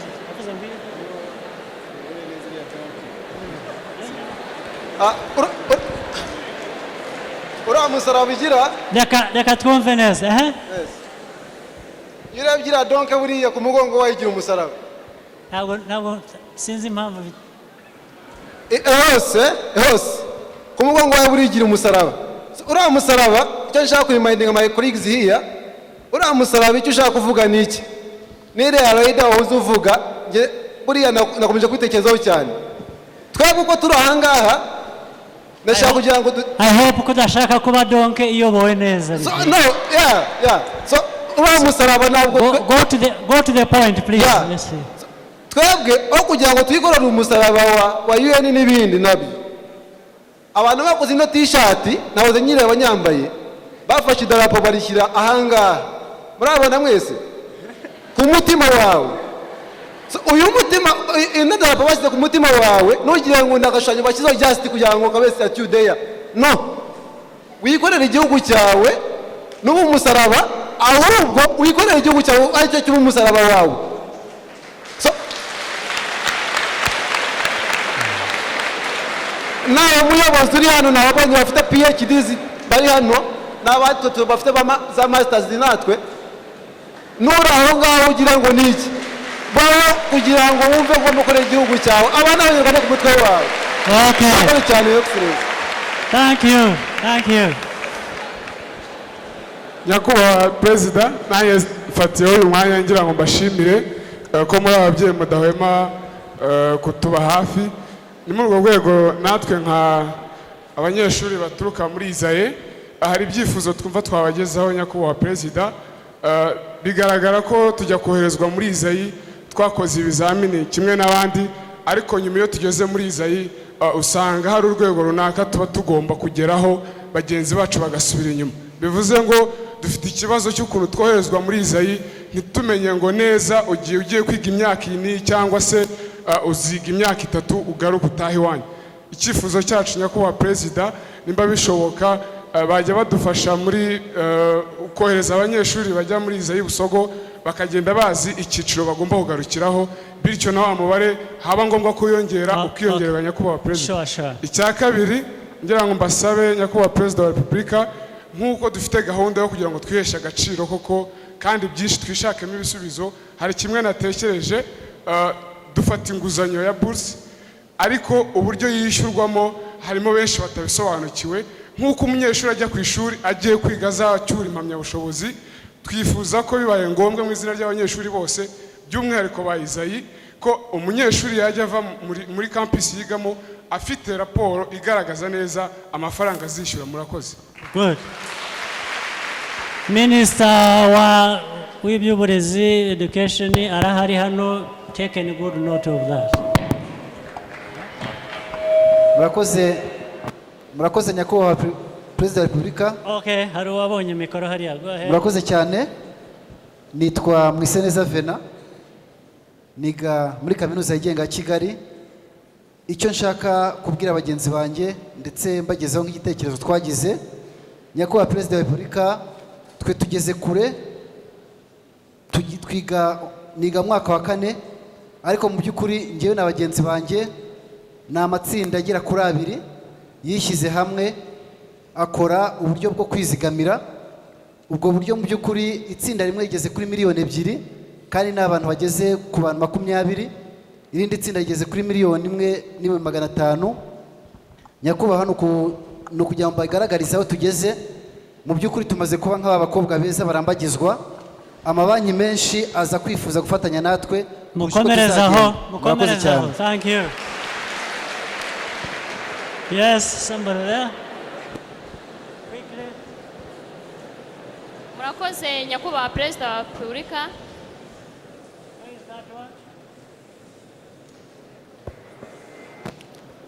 Murakoze perezida nyakubahwa perezida wa repubulika.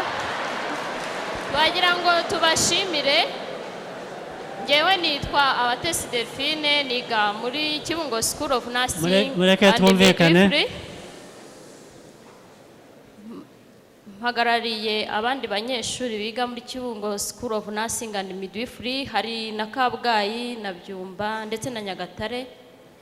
Twagira ngo tubashimire uburyo mwadutekerejeho mukadushyiriraho ayo mashuri ya leta. Mwarakoze cyane, ndetse mutekereza no ku bandi bakozi batari barigeze barangiza ayo mashuri nabo bajya gukomeza muri ayo mashuri. Icyifuzo nagira ngo mbagezeho nuko ayo mashuri nubwo akora ndetse mutwitayeho, ariko hari ikibazo tujya tugira, nta graduation twari twabona. Iyo tubibajije batubwira yuko ngo biri mu nzira, tukaba tubasaba kugira ngo byihute kugira ngo tubashe gukomeza. Iyo nzira turaza kuyigira ngufi. Murakoze. Hello. Thank you for your excellence. Hello. Who is that? Yeah, me. I'm around here, sir. Yeah. Thank you, Your Excellency. By the name of Mrenzi Rukundo Frank. I'm from the School of Finance and Banking. Yeah. First of all, I want to thank you for the opportunity given for the youth of the country. And much as most of us are trying to avoid the topic, building a legacy of self-reliance, I think all of us should be not beating around the bush, and hit on the topic. The topic of building a legacy of self-reliance. As much as you've been saying, forgive my tone, or I guess all of us, we are youth, apart from the front seats I'm seeing here. I'm from the School of Finance and Banking. So my main point, much as time is not on, time is not on our side, I have a lot to ask you. Yeah, I have a lot to ask you, but given time, I can summarize what I really wanted. So first of all, I had like 2 or 3 requests from you. From the School of Finance and Banking, I was requesting you, this is a school that has come up from grassroots and it's making wonders. So like much as the UNR, the KIST, we are requesting you to help us. I happen to be a leader there. I've seen part of our master plan. I was requesting you to help us expand our school, for us to give us an opportunity to make more wonders in this region and the country at large. So the other problem I had, I never wanted to hit on it, but it's like I have to do so. Why don't you go to the point? Okay, let me hit on the point. I like you for that. Yours is 1 point. Hey, young people get used. Go to the point. Okay, stop meandering and. Okay. Let me stop the meandering. Here I'm raising this issue as a responsible citizen. I happen to be working with a telecommunication company called Tigo, and here I meet various customers.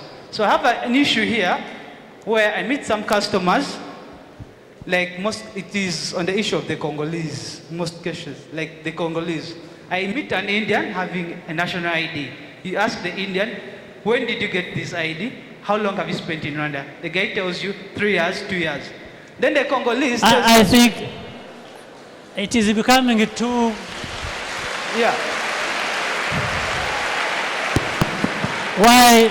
Let me say this. What is our master of ceremonies?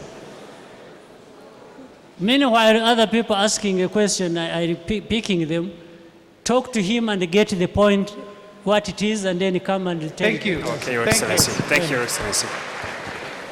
Who else? Is somebody here? Yes. The other one, the girl there, that girl there. Yes. Vuba nawe.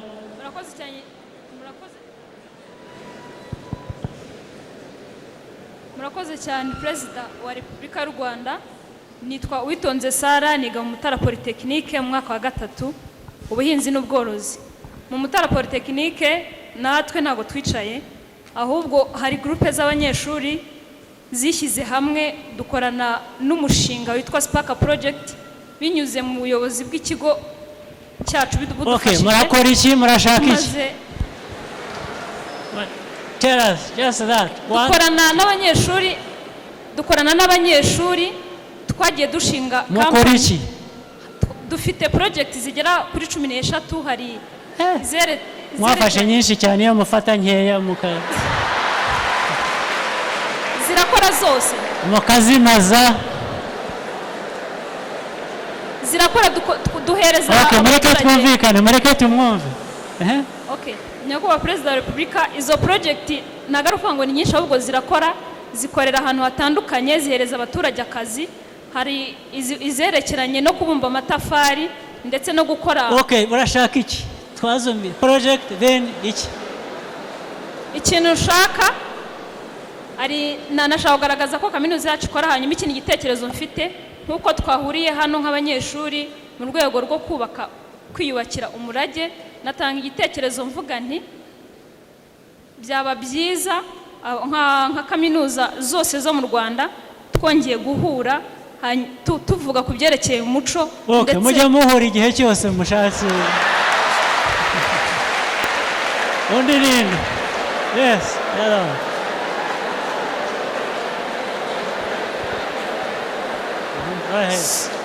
Murakoze nyakubahwa Perezida wa Repubulika, nitwa Vuningoma Emmanuel, ndi umunyeshuri muri KIST.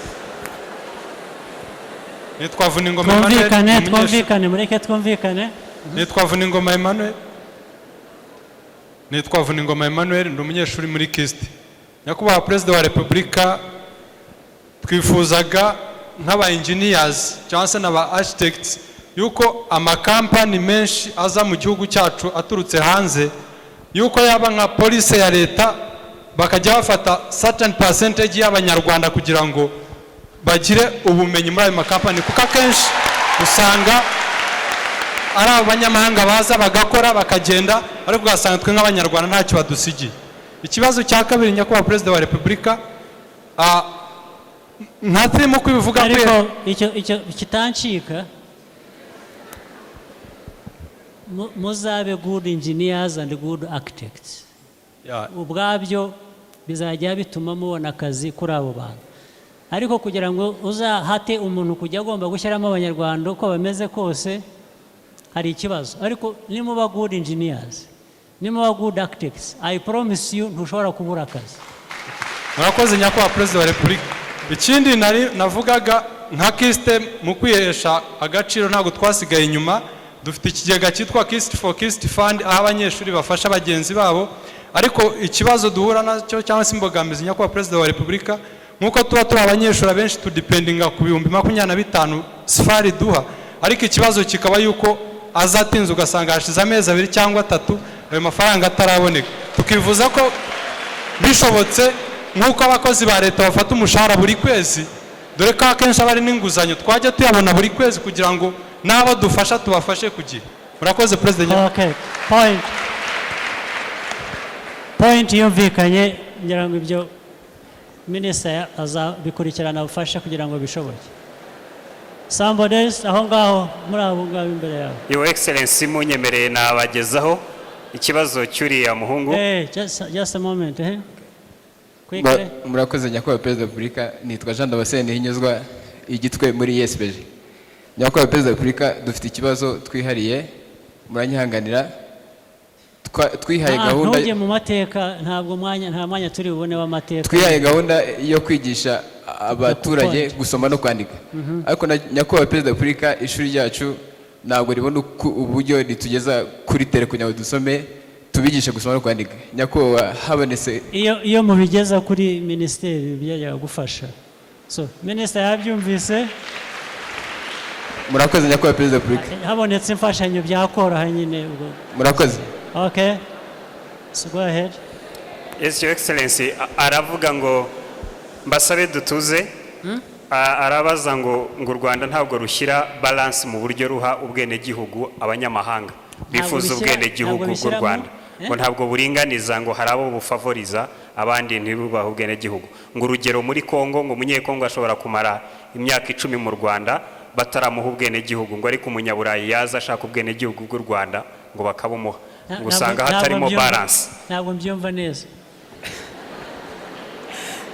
ngo Your Excellency aragira ati uburyo dutanga ubwenegihugu mu Rwanda tubuha abanyamahanga babwifuza ngo bimeze nk'ibidasobanutse, ngo kuko hari abaza bagahera ko babubona babushaka, abandi babushaka bikabasaba gutegereza imyaka myinshi, ngo ese tugendera kuki iyo dutanga ubwenegihugu tubuha abanyamahanga babushaka? ntabwo numva ikibazo.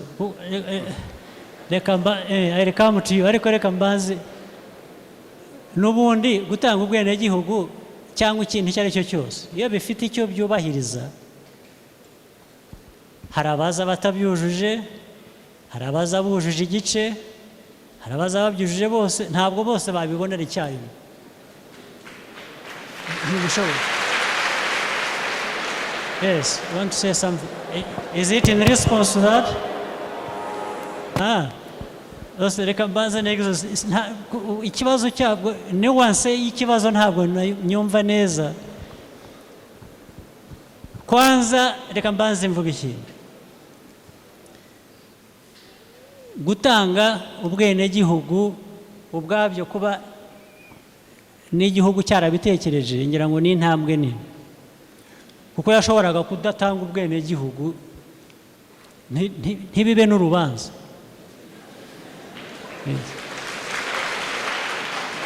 Abashaka ubwenegihugu bw'igihugu icyo ari cyo cyose ntabwo ari ngombwa ngo babubone,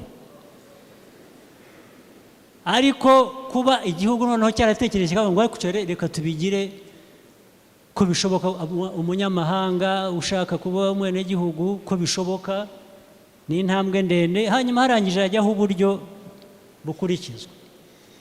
Abasaba ubwenegihugu rero bose ntabwo baba bafite urwego rumwe, ntibabisaba mu buryo bumwe. Reka nguhe nk'urugero. Hari usaba ubwenegihugu avuga ati jyewe ndi umugabo ariko umugore wanjye ni umunyarwandakazi, cyangwa se the other way around, umugore ati umugabo wanjye ni umunyarwandakazi, right? Ibyo bifite imiterere yabyo. Undi akaza nta kundi afite, avuga ati ngiye mbanye n'umunyarwanda cyangwa n'umunyarwandakazi, ngiye ndi umunyamahanga, maze igihe kingana gitya hano, nkunda u Rwanda, ndanarukorera, ndasaba ko mumpa ubunyarwanda. Uwo na wa wundi baratandukanye, right? Hari uburyo bwinshi process binyuramo, rero ntabwo ari imwe, kuko ibikurikizwa kugira ngo bahe umuntu ubunyarwanda, citizenship y'ubunyarwanda biratandukanye. Ntabwo bivuze ko muhagerera kimwe mukabibonera icyarimwe. Ntabwo rero numva ikibazo icyo ari cyo. Your Excellency, ndumva yumvishe igisubizo mutanze, twakomeza ni sure. Nizeye ko yabyumvise ariko murakoze.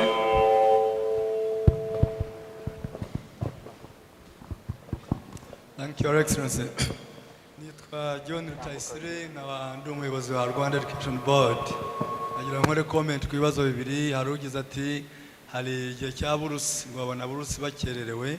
Nagira ngo nsobanure yuko allowance ubu hari abanyeshuri 19,439 bari eligible, muri bo 16,302 barayibonye bayibonera igihe, ahubwo 3,137 ntayo barabona kubera ko information tubasaba batayitanga. Iyo information itanzwe nibwo iyo allowance iboneka. Undi yagize ati mureke twumvikane. Undi yagize ati muri contract dusinya twakwifuza kumenya amafaranga tuzatanga igihe tuzaba turangije. Contract dusinya yerekana tuition uko ingana, ikerekana allowance uko ingana. Ushatse kubikura kabiri cyangwa gatatu imyaka wiga biroroshye, ariko impamvu tutabikora nuko tuba duteganya yuko hagati y'imyaka 4 hashobora kugira ibindi shuri risaba, ariko mwifuze yuko ya contract usinya duhita dukiramo ngo mu mwaka umwe naya kuko bakane naya, ibyo nabyo byakorwa. iyo mpamvu rero ngira ngo numva yuko nayo yumvikana. Murakoze Your Excellency. Very good. Igisubizo kirasobanutse, ariko niba hari ibyakorwa ku mpande zombi kugira ngo ibintu byihute, then bikorwe, kuko ngira ngo ibyinshi bikwiye kuba byumvikana. Your Excellency, mwanyemerera abandi bibazo bakabyohereza kuri Twitter na Facebook? Yes, they'll do that. Somebody there? Ari nabandi aho, okay, ndaza gufata naho. Thank you, Mr. President. My name is Kevin Rudainduka from CMU, Rwanda. My question is related to green energy, and I just wanted to understand or to know your policy in this area of green energy. The reason why there is another way to find out the policy. We won't have time for it. I can't spell out the policy for you here. I think, but there are channels you can get to understand the policy another time. Yes, somebody there quickly.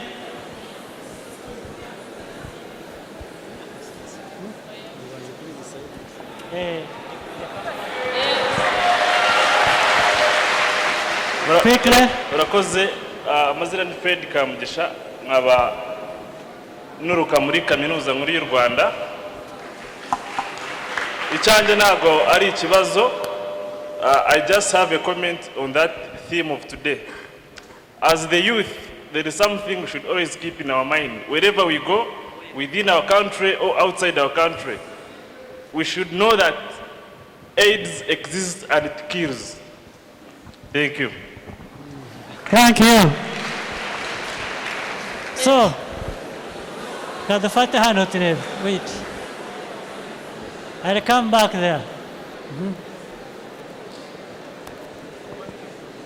Quickly. Murakoze nyakubahwa Perezida wa Repubulika. Ntabwo ari ibibazo n'ibitekerezo dufite cyangwa ibyifuzo. Mu banyeshuri turiga tugakora ubumenyi mu ishuri, ariko turashaka kuba ba job creator kuruta uko twaba ba job seekers. Ariko imbogamizi duhura nazo ni amabanki cyangwa financing. Twifuza ko banki zakoroshya, kuko iyo zikubaza nka garanti ushaka gustartinga business, nkawe nk'umunyeshuri ukirangiza ntabwo uba ufite capacity yo kuba waba ufite yo. Okay, point taken, and it has been explained several times. Ahubwo sinzi impamvu mutabisobanukirwa, but the point is taken. Another one? Murakoze. Jewe ikibazo mfite nitwa Musabyimana François, niga mu ishuri nderabarezi rya Kigali ki. Byamaze kugaragara yuko mu bigo byo mu mujyi aribyo bigenda bitsindisha cyane, kuko abenshi barangije kwiga bigumira mu mujyi, abenshi ntibagere mu cyaro. So hari ikintu mbona nk'umuti w'icyo kibazo, nuko nk'igihe promosiyo zirangije bajya bahita baboriyanta no mu byaro bakajya gukorayo batigumiye mu mujyi. Murakoze. Murakoze. Yes, let's have somebody there now.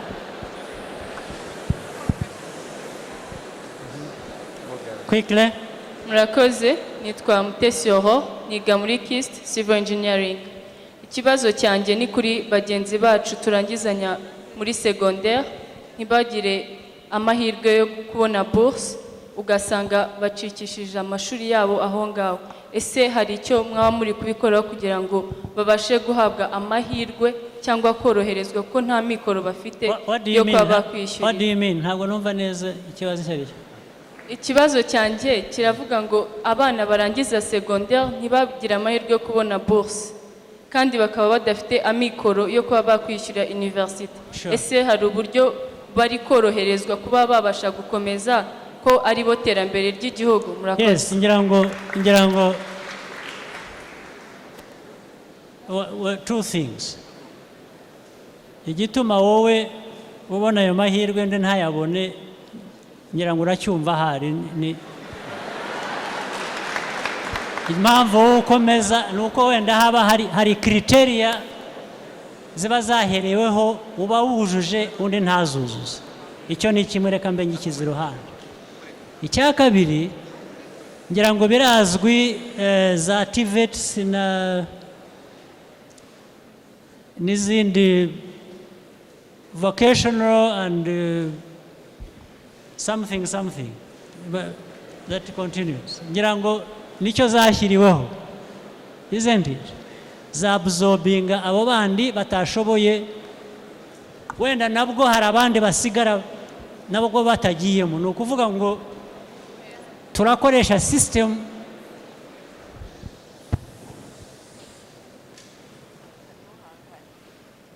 finish speaking, I start. Okay. Hari bamwe bakomeza nk'uko wowe ukomeza, abandi batabishoboye bajya ku zindi nzego za training zashyizweho zibaha izindi skills, technical skills, zibaha ubundi bumenyi. Nabyo ushobora no kuvuga ngo bose ntabwo bajyamo, nabyo nibyo birashoboka, kuvuga ngo hari abandi. Ariko ndavuga ngo dukoresha ubushobozi ubwo ari bwo bwose dufite, kandi turacyashaka gukomeza kubaka ubushobozi kugira ngo ari umubare ujya hariya wagiye abandi batagiye wiyongere, ari umubare wagiye muri izi technical institutions zigiyemo abandi batagiye nk'aho wagiye nazo zongera umubare, bityo niko ubushobozi tuba dufite nk'igihugu niko bigenda, niko bigenda bikurikirana. Maybe igihe tukiri aho somebody else, then hari abandi ariko inyuma hariya, then ntabwo quickly. Murakoze cyane. Nitwa Edouard Narindwa, naturutse muri Izaye Busogo. Nyakubahwa Perezida wa Repubulika, nk'urubyiruko turimo kurangiza kaminuza turashaka gukorera igihugu, ariko imbogamizi duhura nazo twese usanga batwaka experience. Nyakubahwa Perezida wa Repubulika, uko turi mu mashuri experience yabaye. Jye mubo nkoresha ntabwo nshaka experience gusa, nshaka ubushobozi bw'ako kanya. So ntabwo ariko bigenda igihe cyose, kandi biterwa n'aho ugiye gushaka akazi. Rimwe na rimwe n'ujya gushaka akazi muri leta bashobora kugusaba ibimeze bityo rimwe na rimwe bitewe n'icyo ugiye gukora. Ariko iyo ugiye gukorera abikorera ufite ubumenyi, barakwakira nk'uko ufite ubumenyi buhari, ntabwo ari experience gusa.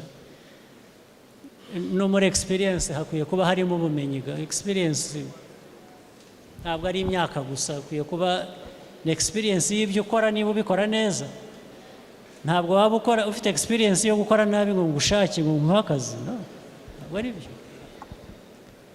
Inyuma hariya, tujya inyuma.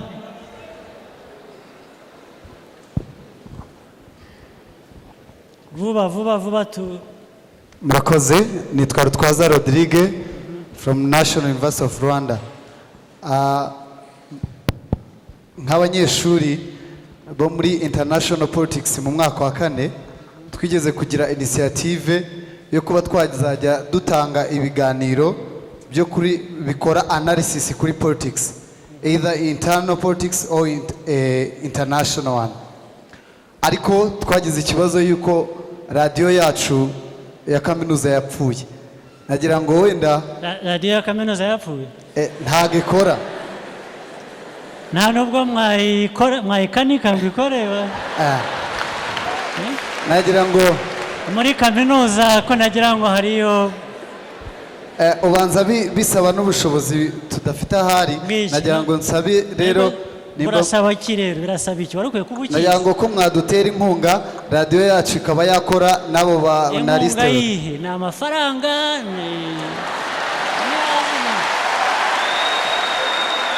Of course kugira ngo radio ikore ni amafaranga akenewe. Arasaba inkunga ariko ntazi asabe yari. Ni iki habuze iki? Ni inkunga yo kugira ngo radio yongere ikore. Ni kaminuza yihe? National University.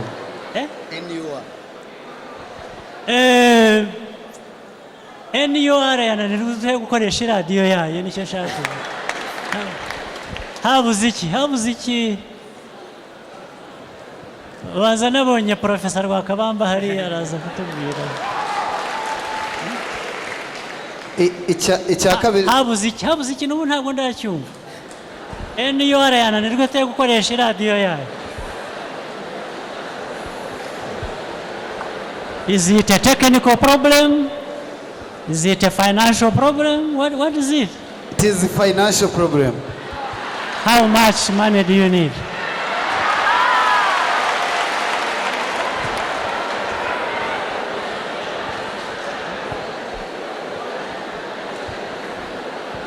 Okay, next. Murakoze. Ikindi cya kabiri nendaga kubaza, hari ikintu Your Excellency wigeze kuvuga yuko amahanga cyangwa se ibyo twita international community ariko nakita njyewe individual state zimwe na zimwe ngo bacecekesha abantu bakunze kuvuga cyangwa se abopose ibitekerezo byabo ndetse bashaka no gukandamiza.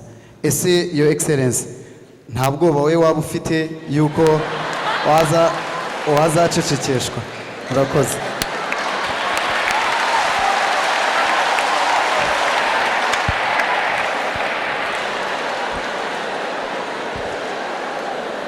Okay, twumvikane.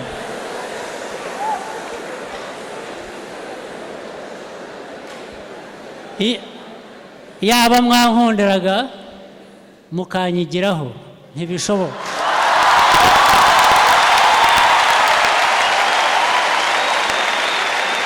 Okay, somebody else, yes.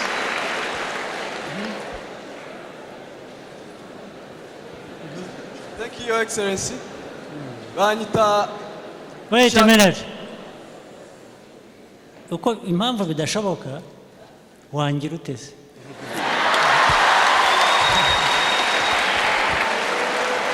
Ntawe ufite icyangira jewe nta. Murakoze, Your Excellency. Jewe banyita Shakamo Sikazora. Jewe, it's a personal request. If you allow me, I would like to request you an appointment with you. And thank you. Okay, point taken. Hari ba assistants hano bagomba kuba babi. There is a normal procedure. Undi? Murakoze nyakubahwa Perezida wa Repubulika. Nitwa Nsengimana Benoit Israel. Nturuka muri kaminuza yitwa Piasi iri Huye. Nashaka kuvuga ku bijyanye na demokarasi. Hari bamwe mwahoze muvuga bavuga ngo u Rwanda nta demokarasi rufite. Naje gusanga bitiranya leta zabanje n'iyiriho ubu ngubu. Ugasanga hari ibintu bimwe na bimwe byo kuvuga ngo haracyari ivangura, byo kuvuga ngo abantu ntibafite ubwisanzure mu gutanga ibitekerezo. Ibyo rero nkabisanga biri muri amateka ya kera yarangiye, nkafata rero ko bitiranya ibintu. Nkavuga rero ngo nk'urubyiruko mujye mubasobanurira. Nicyo nashaka kuvuga. Nk'urubyiruko dushyiramo kugira ngo dusobanurire abo bantu dukoresha bya binyamakuru byavuzwe by'urubyiruko, dukoresheje n'ibitabo byandikwa, abakora ubushakashatsi bajye bagaragaza intambwe u Rwanda rugezeho mu kwiteza imbere no mu guteza imbere gahunda zose. Murakoze cyane.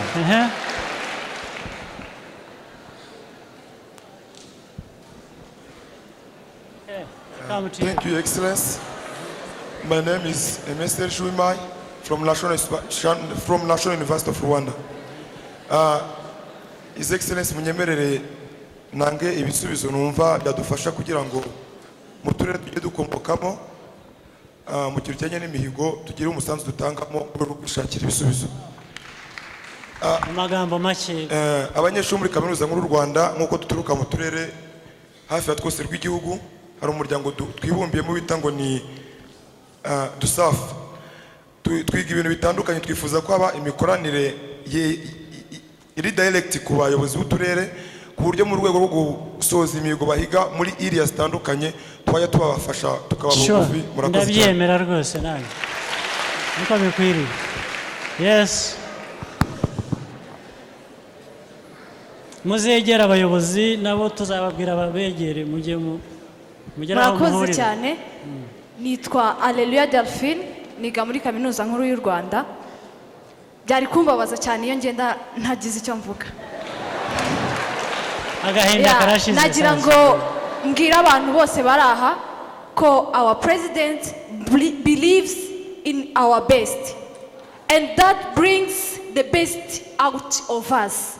So ndifuza ko kino gikorwa Rwandan Youth meet the president cyajya kiba ingaruka mwaka. Murakoze. Okay. Nabyo turabyemeye, no problem.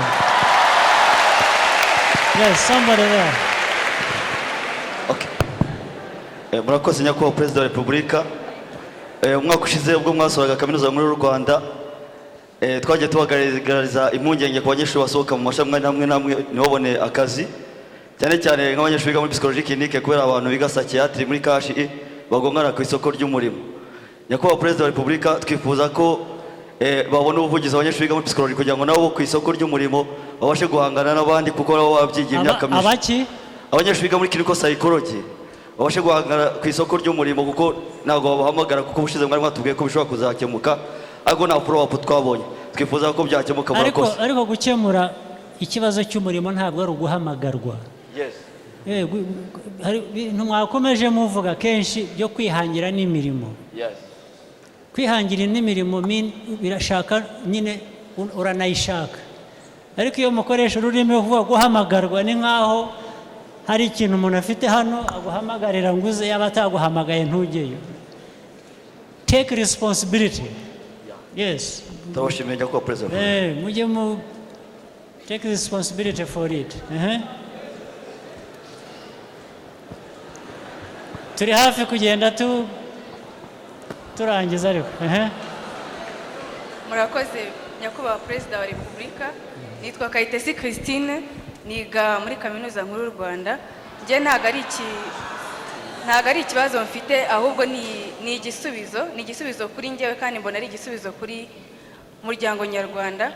Nk'abanyeshuri b'abakobwa twibumbiye hamwe dukora ihuriro ry'abanyeshuri b'abayobozi ariko b'abakobwa, ni Girls Leaders Forum. Icyifuzo nari mfite ni uko mwadutera inkunga mukadufasha rigakwira mu Rwanda hose, bityo rikaba ryanagera ku isi yose. Inkunga se mukeneye ni iyihe? Urebye ko numva muri mu nzira nziza. Inkunga ya mbere ni uko mubimenya mukatwereka ko mubyishimiye. Yes, okay. Iya kabiri turabyishimiye cyane.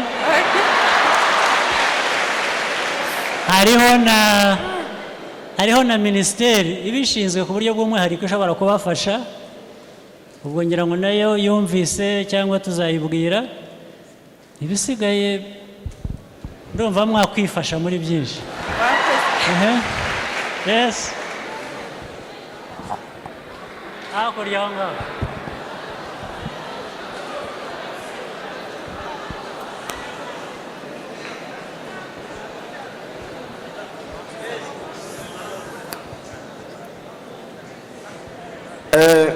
Murakoze nyakubahwa Perezida wa Repubulika. Nitwa Dushaka Amahoro iri Defense, naturutse muri Institut Polytechnique de Byumba. Ari ikintu kigeze numvishe mu itangazamakuru kinera ubwoba ubw'abanyarwanda batangiye kwibasirwa, aho nigeze kumva umuhungu wa Perezida wa Sena na ukuri ryayoloje ahohoterwa. Ibyo bintu byarambabaje cyane, n'abandi banyarwanda twese nk'uko tubyumva, ariko ntabwo twaje kumenya abo bantu babikoze nyuma yaho, niba koko abo bantu birirwa batuvuga gutyo bo bakoze iki muri iyo justice yabo kandi byarabereye imbere yabo. Murakoze. Okay, icyo barabikurikirana, inzego z'ibihugu byombi zirabikurikirana. Ambasade y'u Rwanda mu Bubiligi irakorana n'inzego zo mu Bubiligi kugira ngo tumenye igikorwa, ariko birazwi biri mu maboko y'ibyo bihugu. Ubwo nyine nta bindi twakora birenze ibyo. Murakoze nyakubahwa Perezida wa Repubulika. Nitwa Leonidas Nshimiyimana, naturutse muri Institut Polytechnique de Byumba. icyo nenda kuvuga ni ukuvuga gatoya kuri teme y'uyu munsi, ariko mbere ya byose munyemereye kwa Perezida wa Repubulika banze mbashimira uburyo muri inshuti y'urubyiruko.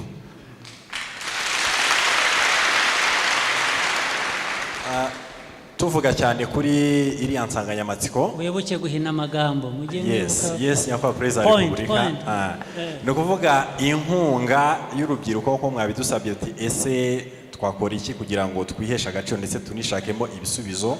Nagendeye ku ijambo ryiza perezida wigeze kwa wa Amerika yigeze avuga ati jya ku point yawe burangize nujya mu mateka y'ibintu ndafata ngo yewe nyakubahwa Perezida wa Repubulika rangiza vuba navuga ngo nk'abanyeshuri opportunity twabonye yo kwiga bwe ku buryo bwo kuba nka relax, ahubwo bube uburyo bwo kugira ngo twiyubake haba mu buryo bw'ubukungu muri mwiyubake mwubake ibihugu byanyu. Yes, murakoze cyane. Perfect, thank you. Undi umwe aho ngaho hanyuma mbe mbasezereye. Murakoze kuba Perezida wa Repubulika. Nitwa Tuyisenge Jackson, naturutse muri Institut Polytechnique de Byumba. Icyambere babashimiye nanjye ndonga muri iryo, none nindangiza mvuga nti abari hano twese tuba ambasaderi yaho tugiye kujya. Murakoze. Okay. Hano.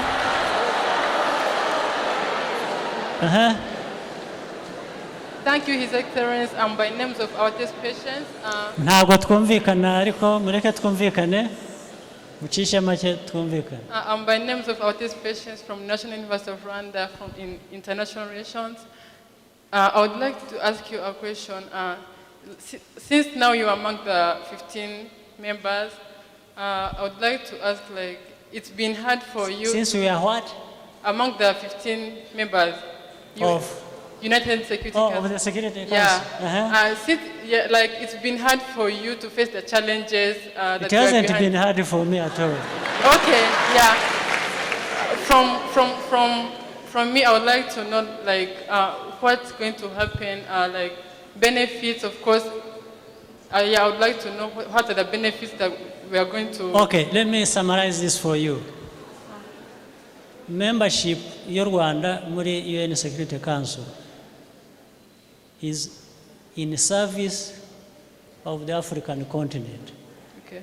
Actually, AU, the African Union, niyo yatoranyije u Rwanda ikurikije uko abantu bagenda basimburwa muri iyo myanya ihitamo u Rwanda ni rwari kandida rwonyine ku ruhande ku mugabane wa Afurika kujya muri UN Security Council. So no kuvuga ngo dufite inshingano yo kuvugira na Afurika muri uwo mwanya. Icyo ni kimwe. Icya kabiri n'uvugira Afurika nawe aba yivugira. Ubwo u Rwanda narwo ruzaba rwivugira ku bibazo bireba u Rwanda, ariko ruzaba ruvugira na Afurika ku bibazo muri rusange bireba Afurika. Uko rero ibyemezo bifatwa muri UN no muri zindi nzego, ibyo bizakurikizwa kandi bizubahirizwa. Twe rero gufata iyo nshingano nta ngorane irimo.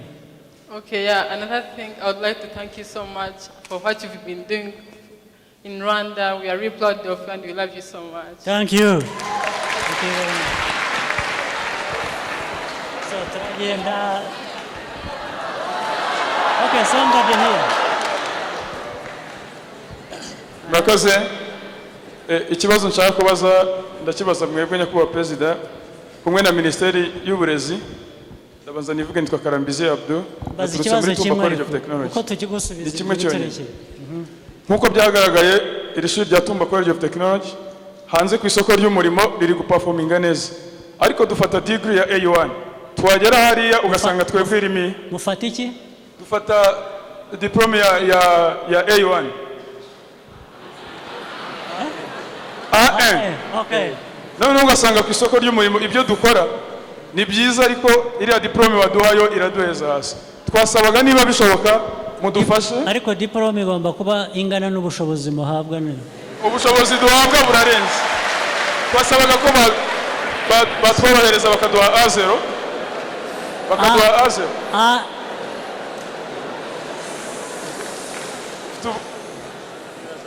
AE ntabwo ari mbi nayo ubushobozi iyo bufite iyo wize neza ukayibona ikwiriye hari akazi kenshi kajyana n'urwo rwego ariko nushaka gukora akazi karenze urwego rwa AE bazakubwira ngo banza gukora ibi so ikibazo ntabwo numva icyo ari cyo gihe turashaka ko baduha A0 ubwo ni ukuvuga ngo isi inzego ziratandukana buri rwego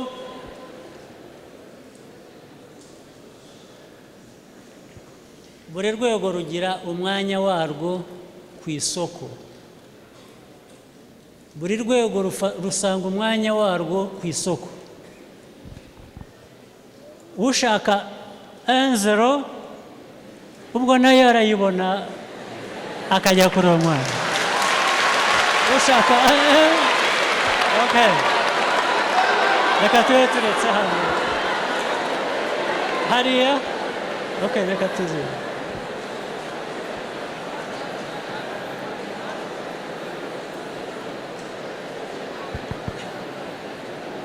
Okay, thank you, Your Excellency. Comparing our historical background, what I have now is an idea more than a question. Okay, I think that before considering the ideas from outside, we have to know our ideas. So, I would like to tell every Rwandan that if you have an illness in your body, meaning free, you are Rwanda, nobody will release your illness before you who are suffering from it. Sure. So that is understanding your problem. You must be the one to understand your problem first. Okay. Then I would like to tell every Rwanda and assure them that as for us from Rukara College of Education, who are very soon going to be training Rwandans, we assure you that we are going to make every young man that believe that he is Thank you. Thank you for reassuring me because I need it. Yes. Yes.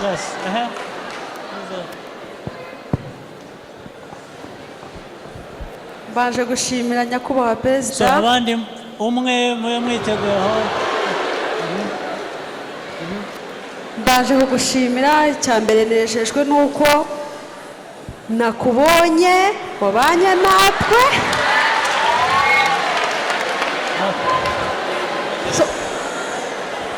Niga mu ishuri rya Kim ariko nta kibazo mfite muri make ndagushimira. Okay. His Excellency hari ikintu kimwe ashaka kuvuga. Icyo nshaka kuvuga nta kibazo ariko icyo nshaka kukubwira. So hari ikintu kimwe nshaka kubwira abanyeshuri twagize amahirwe yo kuba turi hano. Yes. Umuntu afite igitekerezo cye ariko utabona umwanya ko wabona abantu bose bangana gutya. So ikintu ni ibintu byinshi tubona ku makuru tubona hirya no hino by'uburenganzira ndashaka kugira ngo mbabwire ngo si uko turi hano turi kumwe na muzehe wacu niyo twaba turi twenyine twabiganira ariko ni umunezero dusigaye tujya ku buyobozi bw'umudugudu ukahava ujya ku murenge uhasanga inomero z'umuntu ushaka ikibazo ataba atagiye gukemurira ukamuhamagara uburenganzira turabufite abatubwira n'abagira ngo twongere twirukane. Thank you very much. Somebody, yes, go ahead. Murakoze nyakubahwa perezida wa repubulika. Nitwa Mukamana Therese. I'm coming from Adventist University of Central Africa, Masoro. Ndanezerewe cyane kuba nyakubahwa perezida wa repubulika ari kumwe natwe. Tubona ubushobozi kandi tukamwigiraho iyo turi kumwe nawe ndetse tukanamwumva henshi. Ariko uyu munsi nyakubahwa perezida wa repubulika nagira ngo mbagezeho ibyifuzo bibiri. mu kwiga kwanjye ndangije kaminuza ariko nahuye n'imbogamizi imwe y'inyubako ama esikariye mu ma universite menshi agora abantu bafite ubumuga.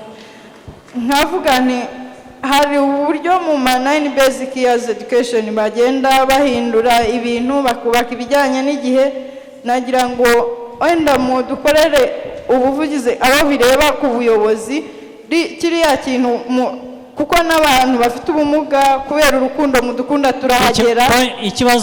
Icyo kibazo ndakizi, ahubwo twabwiye nabo bishinzwe kenshi ngo babikemure, ariko ubwo turacyagerageza. Ikindi nyakubahwa perezida wa repubulika, ikibazo cyawe ndakizi kirumvikana. Hari ikindi kibazo nyakubahwa perezida wa repubulika. Reka mbaze ndangize ibyo nkubwira.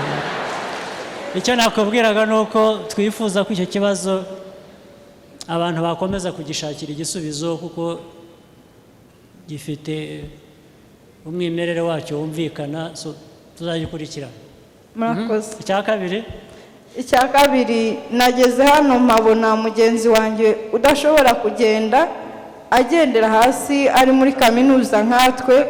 Nyakubahwa perezida wa repubulika, numvise ko hari umuntu mwigeze mugira neza mumuha igare ashobora kuba yakanda buto akitwara, ariko ibyo nta nubwo biba bikwiye kuba bigomba kungeraho. Abo bayobozi bose bicaye hano baba bakwiye murakoze ibyo, ariko nanone ubwo byangezeho ubwo turabishakira igisubizo. Murakoze nyakubahwa perezida wa repubulika. Naho ubundi ari na bagenzi be, ari namwe nyine, ariko noneho n'abayobozi bandi baba bakwiye gukemura icyo kibazo. Reka dufateho turangiriza aho vuba. Murakoze nyakubahwa perezida wa repubulika. Nitwa Umugwaneza Angelique, naturutse muri IPRC Kigali. Nyakubahwa, twiga imyaka 3 bakaduhereza degree bita advanced diploma. Iyo tubashije kuyijyana mu bindi bihugu tuba dushobora gukora masters degree. None nibaza niba mu Rwanda hari icyo muduteganyiriza, kuko iyo dukomeje tujya muri kiste tugakora indi myaka 2 tukabona kubona A0, ukabona ko kugera kuri masters biratugora cyane. Sinzi niba hari icyo mwaba mubitekerezaho. Ikibazo ntabwo nyumva neza. Ndashaka kubaza niba byashoboka ko advanced diploma yacu yaharwa agaciro mu Rwanda tukabasha gukora masters degree. Hari abantu b'uburezi hano, icyo kibazo murabyumva, mudufashe twumve neza icyo ari cyo.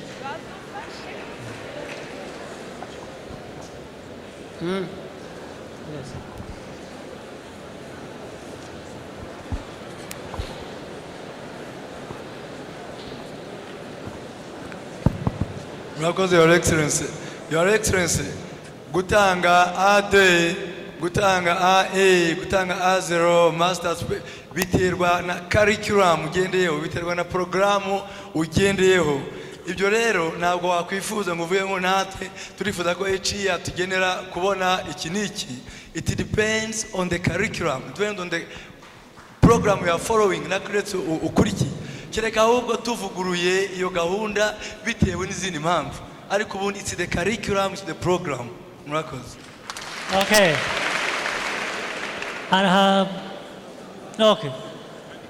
Mikoro, fata mikoro. Iri hari iri hano.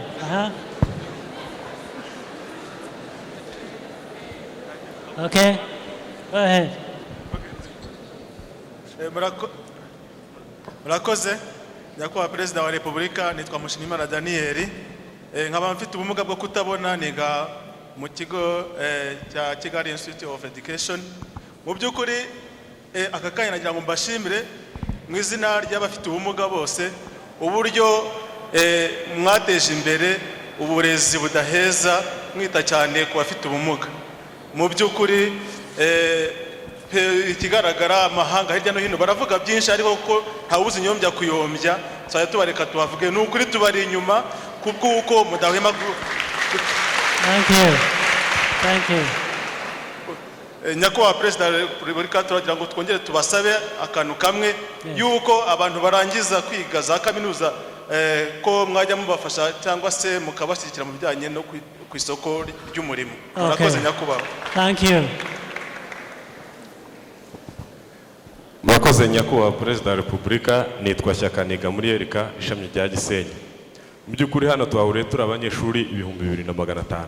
Hari igitekerezo nari mfite, abantu ibyifuzo byacu twese ntago byagerwaho. Haba nabisaba mu buryo butatu: perezida, minister wa education na minister of youth.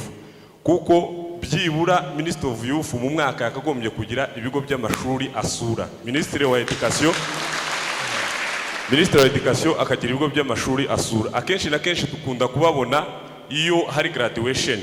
Hakaba none ibigo byacu bimwe na bimwe bihurirana n'izindi gahunda zikomeye. Okay, bajye baza kenshi babasure. Ariko mu bitwizeze rwose, hanyuma nawe nyakubahwa perezida hari ikindi kintu ngira ngo gusabe, turi urubyiruko rwavuye mu ma university.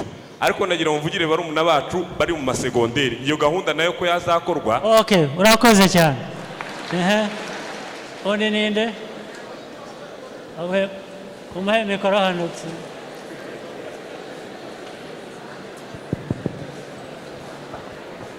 turagenda dusoza. Nitwa Niyonzima Philbert muri kaminuza y'u Rwanda. Ari igitekerezo nashakaga guha urubyiruko rugenzi rwanjye muri kaminuza. Nawezo numva babaza ibibazo byinshi, nagira ngo umuco aho kugira ngo tujye twibaza iki gihugu cyatumarira, ahubwo tujye twibaza icyo twakimarira. Murakoze cyane. Professor Rwakabambi, radio, what happened to the radio? Somebody was Somebody was asking me about the radio. There is a microphone there. And I was asking, what is the problem? Is it? Yeah, Your Excellency, the radio is down for two reasons. We have the transmitters at Mount Jari and the transmitter at Mount Huye.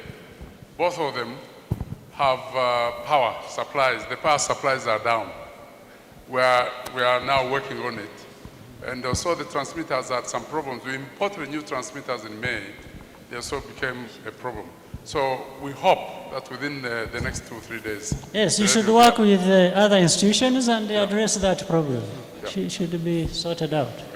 So why don't I say thank you very much. And